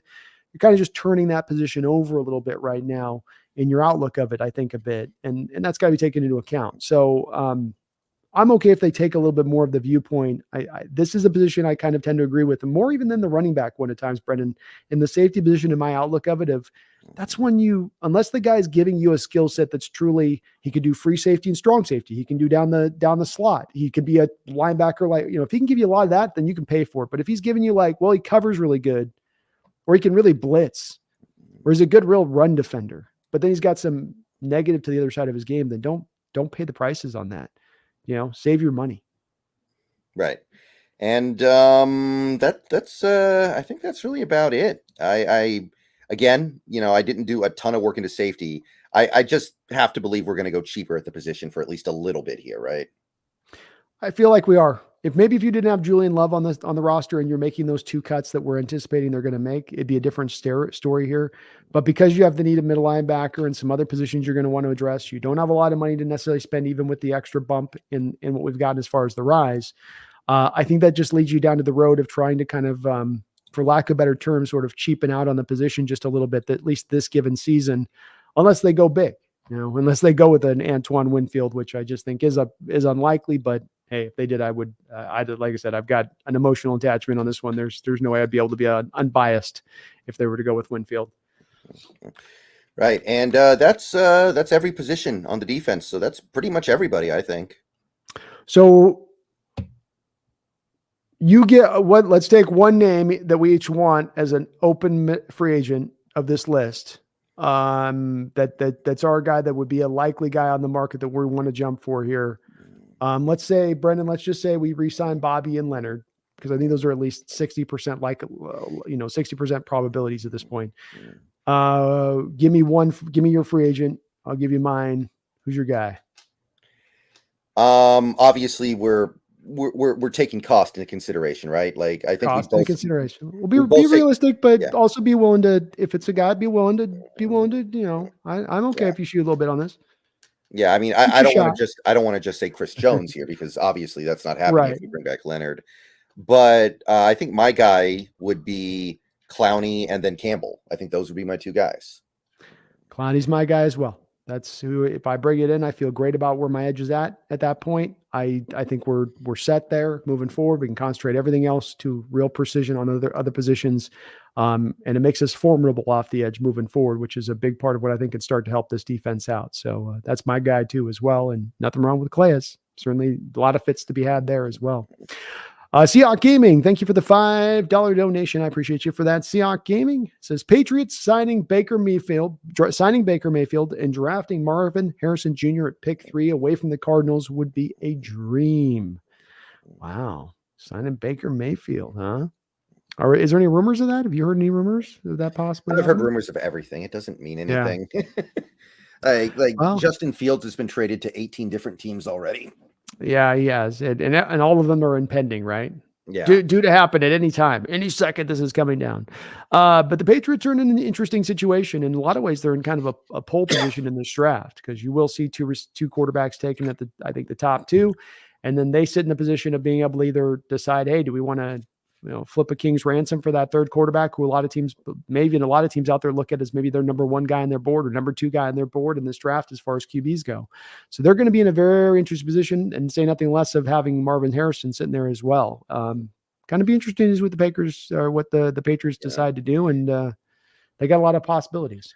Yeah, my understanding was that Belichick loved Jaden Daniels and would have done that at 3 if he was still there, but it doesn't seem like Mayo feels the same way. And admittedly, I've cooled down a little bit on Jaden Daniels over the last week or so with some of the things I've seen, but I still feel like, you need a quarterback. You need a quarterback, and there's going to be a quarterback with the right value there. I feel like these teams are just going to do it. Like, I'm still expecting quarterback to go 1, 2, 3, one way or the other. I am too. Well, I think that they trade back if they're not taking it, right? Like they get the team at 7 or 8 or 9 and still stay in the top 10 and pick up an extra, maybe first round pick by doing something like that. So I think it certainly is possible for them to go a variety of different ways, but they're in a good position, and they've got a lot of, they love their quarterback. They could take him, but if they want to get the king's ransom, they can get it too, because there will be a team out there for a Jaden Daniels or Drake May, whichever it may be, that is then sitting there at number 3 for them. Say nothing of Marvin Harrison, who there may be a team that looks at him as generational and willing to move up for him too. So I think the Patriots are in a good little spot. Be interesting to see if they're driven to take Harrison off of that, Brendan, because of the fact that they've had such a bad track record recently with taking receivers, and they're just like, we're going to put this narrative to bed. Enough of this that we can't draft a receiver. Yeah. I'd be all for it, but I just don't see it happening. Although, did you see Mac Jones practicing his no-look passes on? Did you see that? I did. You're like, yeah, buddy. You know, you kind of need some other stuff you probably want to work on the first before you get to that stuff, you know, like maybe that's, you put that a little away for until you get the other stuff. Then I was thinking, is he doing that because the defenses are so aware of the fact that he likes to throw short so much? He's been like a pitcher tipping his pitches. He's been tipping his hands so heavily on where he's going with the short passes. They're already kind of jumping the routes. And so like, this is his new thing to keep him from jumping the routes, because they've been playing off his eye discipline. Maybe every pass he's ever thrown in his career is a no-look pass, and we just haven't noticed. That would explain a lot. That would definitely explain a ton. Thank you though, Seahawks Gaming, for the $5 dono, and that would be an interesting scenario to see him go there. Right? I've heard Tampa Bay seems to still be hot trot on giving him the contract there, but yeah, they don't have another plan, right? Like their backup is Kyle Trask, I think. Like they can't do that, and they don't have a pick high enough. And you went to the playoffs last year. It's like, how do you, as an organization, you went to the playoffs last year. You ate the dead money of Brady's deal. And Baker got you with that. How do you look at like, no, now's the time where we need to now bury off the quarterback did well for us, and then just, we're not going to get a quarterback in this draft because we're not picking the first round high enough to get a guy. What's your alternative approach if you don't? You know, to your point on that with Tampa Bay, I don't know. They're kind of stuck on that one. Yeah. I mean, I guess they could swap out Mayfield for Cousins. They could just go sign Cousins instead, but that's going to be even more money. That's what I'm saying. It's like, why not just go to the sort of the devil on that one? You know what you got with Baker. You know he's gonna. I think it just comes down there. These quarterbacks, Brennan, and just okay, had that good year, but it's like, okay, 45 a year. For 45.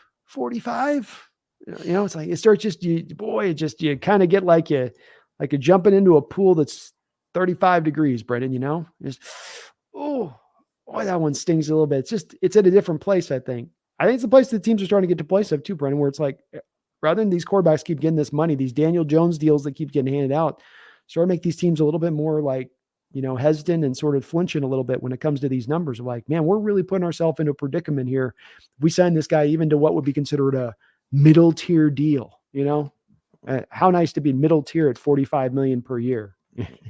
Right. That's one of the reasons why I stand with Geno so as much as I do, because he has taken this contract when I don't think he had to.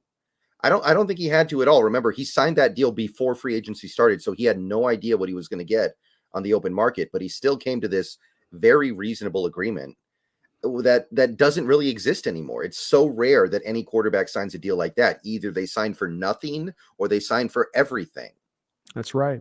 And I think your point on that too is that's also what gets quarterbacks in trouble, where they go out, like if Geno had to go get that free agent deal, get all the money he could, and then he's being looked at through a different lens of, you know, okay, we gave you that money.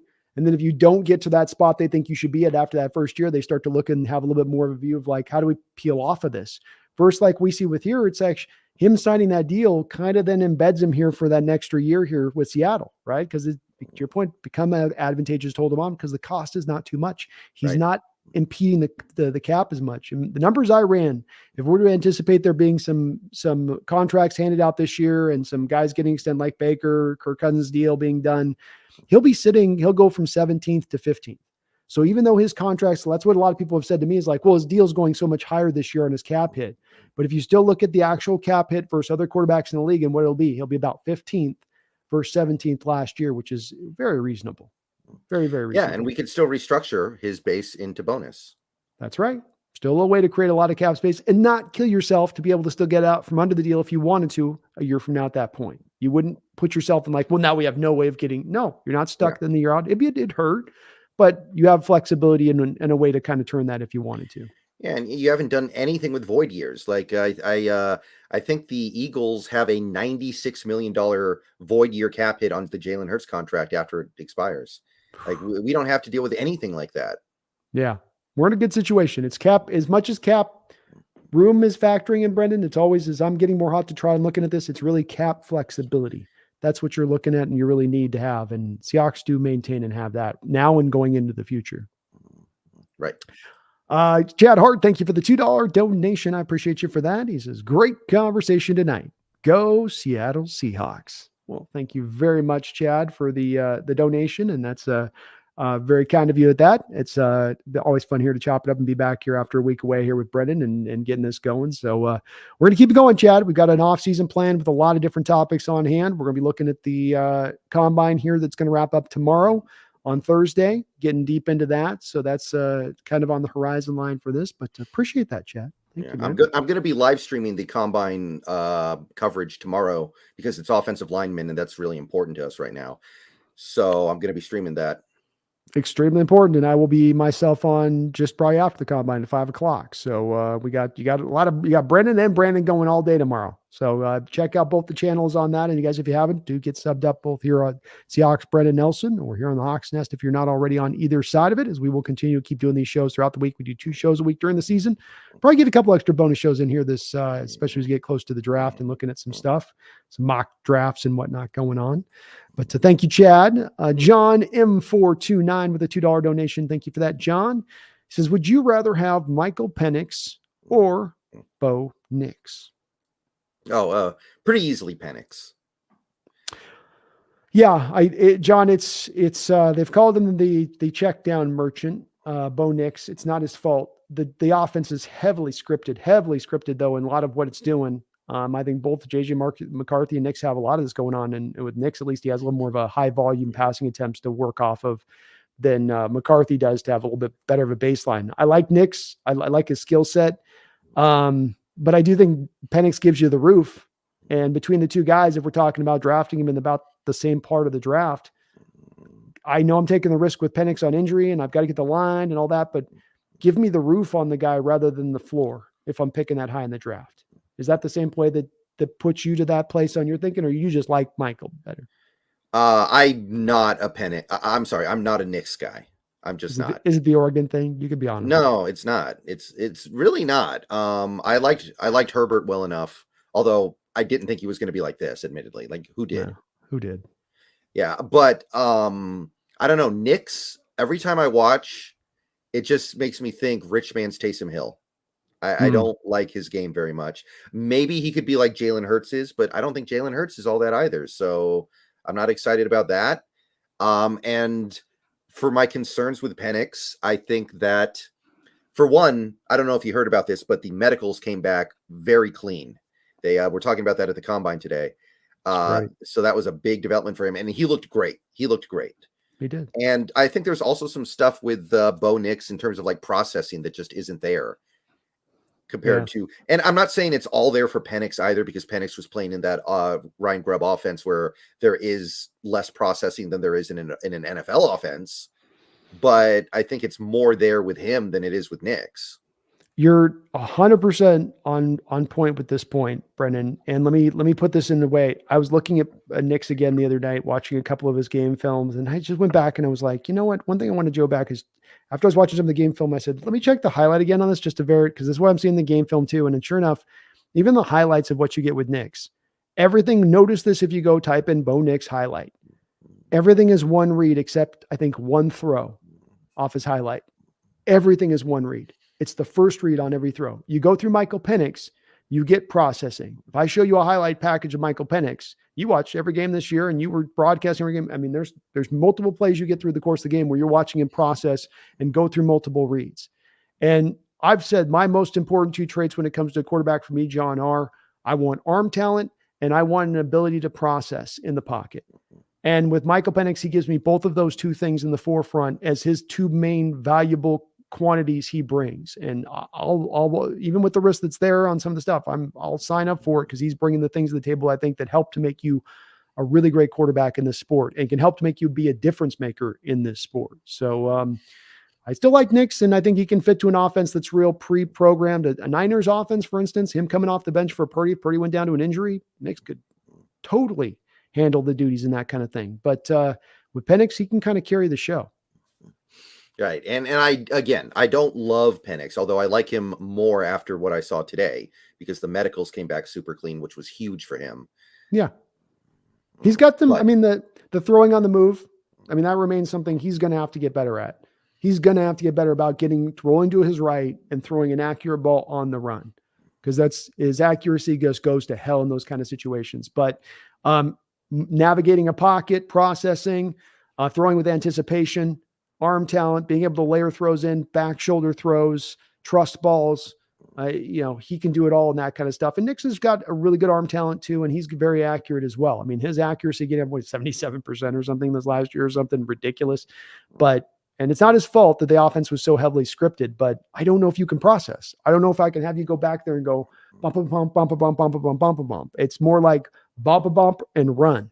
And that's okay. There's guys that can be good in the NFL with that, but that also limits you as far as the quarterback, if that's your thing. And him being a 6-year guy in that mode, I went to 6-year college. I need you to go through some more of the bump, bump, bump. I want a little more processing there. Yeah, and he didn't run his 40 today, which makes me wonder if he's actually like a 4.7 guy and he's trying to hide it. I think you're right on point with that, Brendan. That's a good point, because he was a guy that needed it. To me, if he comes out and runs the 4.5, which I thought he was maybe potentially going to run out there, then that does nothing but to potentially solidify his stock into the first round. So the fact that he kind of dodged it, Brendan, maybe 4.6, 4.65, 4.7-ish. And if it's that, he's a different guy. I mean, even Rattler to me comes in now 6 foot, 5 flat 40. Yeah, I missed the video of him running his 40. I'm gonna have to check it later. I'm wondering if maybe he jogged it or something, because that's bad. Like Peyton Manning ran a 4.9 40. You should be able to beat that. Come on. I mean, it didn't look like, I didn't look, like some of these guys look like they're running as hard as they can. I won't say he looked like he was like trying to run his, his leg of the track meet or whatever, but I watched him run. I was like, it doesn't look really sudden. And I do like Rattler still with the arm talent, but 5 flat's 5 flat. Like you said, you're in Peyton Manning kind of Bill at that point. And we're in the era now where you kind of need to be like 4.7-ish to just be at the sort of the that's kind of the modern baseline. It's becoming the modern baseline, Yeah, like I know people are going to say Mahomes, because Mahomes ran a 4.9, but he's clearly not that slow on the field. No, he's not. And he's got as well, he's got a little bit more, I'm sure, of that short area burst quickness that I don't even think I saw necessarily from Rattler on tape, or felt like I saw from him. And that's what really, as far as the 40 times nice, but it's really it's the 10 yards. It's the getting up to 0 to a sort of 100 as far as from the quarterback position, and allowing that escapability to happen. And it'd be interesting to see where Rattler goes at this point, if that does kind of lock him in now to being the 3rd, 2nd round guy at this point with those numbers and stuff. Because he went from 6'1" to 6 foot. It does that thing where it's like guys start to shrink up a little bit. And I mean, even Mark Carthy, who's got a stronger arm than a guy like Jordan Travis. But that's the weird thing about these kind of processes for me at times, Brendan, when we look at those two guys, is, JJ McCarthy's a top 15 pick, and baby hands alert on JJ McCarthy. Yeah, you saw right there, 9-inch hands. He's got the baby hands. He does. He's got the picking hands. Can't do it with the baby. Can't have him in the wet weather here. That's not going to work. The ball's going to be slipping out more than Dave Craig back in the 80s. I'm telling you, can't do it. But Travis is 6'1". McCarthy's 6'2.5". McCarthy's 1.5 inches taller, and a little bit more of a stronger arm. And he's vastly that much better of a prospect. He's a top, Brendan, 12 first-round pick versus Travis, who's going to be a 4th-round grade because Travis had the broken leg at the end of the leg. Can you make sense of that to me? Is it Travis's arms just so much more, weaker at that point? Really? Is it? I think that Travis would be higher if he didn't break his leg. Where do you think he'd be? I think he'd be early 3rd, late 2nd, I'm going to say. Okay. Yeah. But even then, to me, it's like he's that much worse, or he hasn't, been right there with McCarthy the past 2 years in his productivity. And because you can't even see he was a good year prior year as well. He had that team to an undefeated state, neck and neck right there, playing in a pretty tough conference. It wasn't like he was playing cupcakes on a weekly basis, but one guy's vastly held in this one spot and the other guy's, held in this other. And it just doesn't completely. McCarthy's the guy that I'm just not going to be able to get in this draft. I've made you made your piece with the one that's my piece I'm making with here, is I'm just going to walk away not understanding it. Yeah, it was a mixed bag at the combine overall today for him, by the way. He had some good throws and then he had some bad ones. So I don't think we got any like firm confirmation there, but I know there are some people now that are kind of thinking like, he's QB2. Like people are kind of shifting away from Drake May, and I don't get it.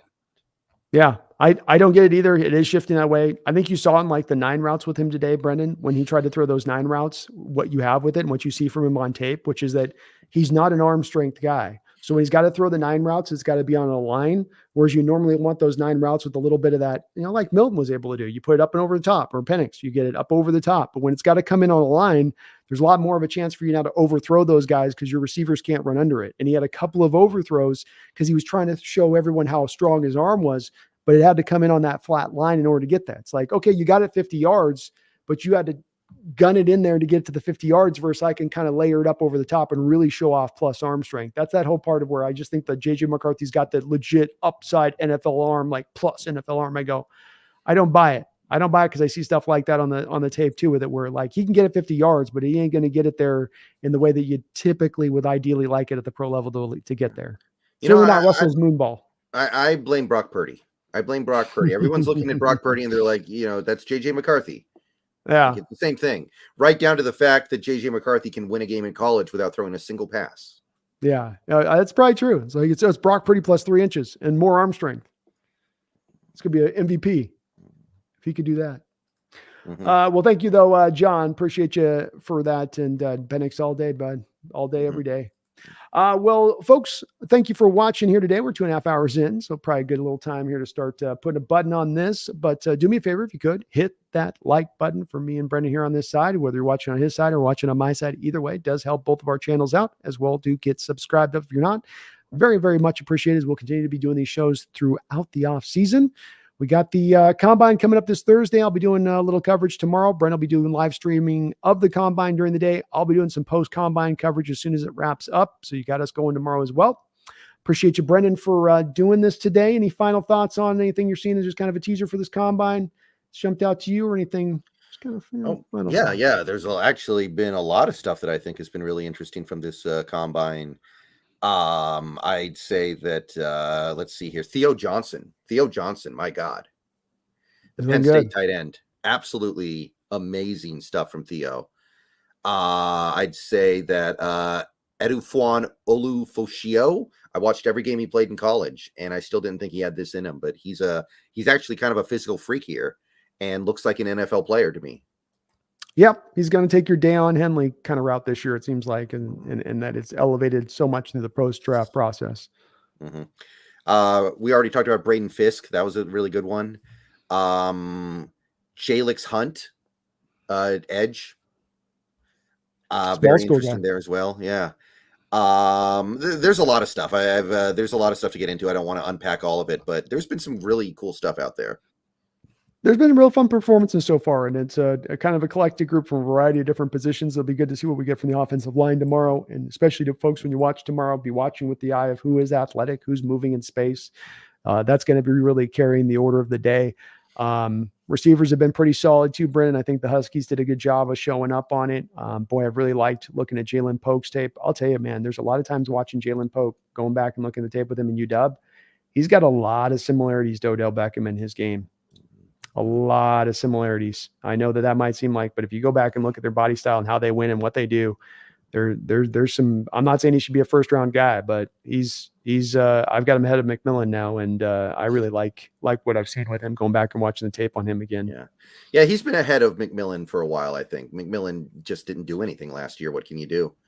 Yeah, but Dunzy was awesome today. He's like rich man's Larry Fitzgerald in terms of his physical profile. It's crazy.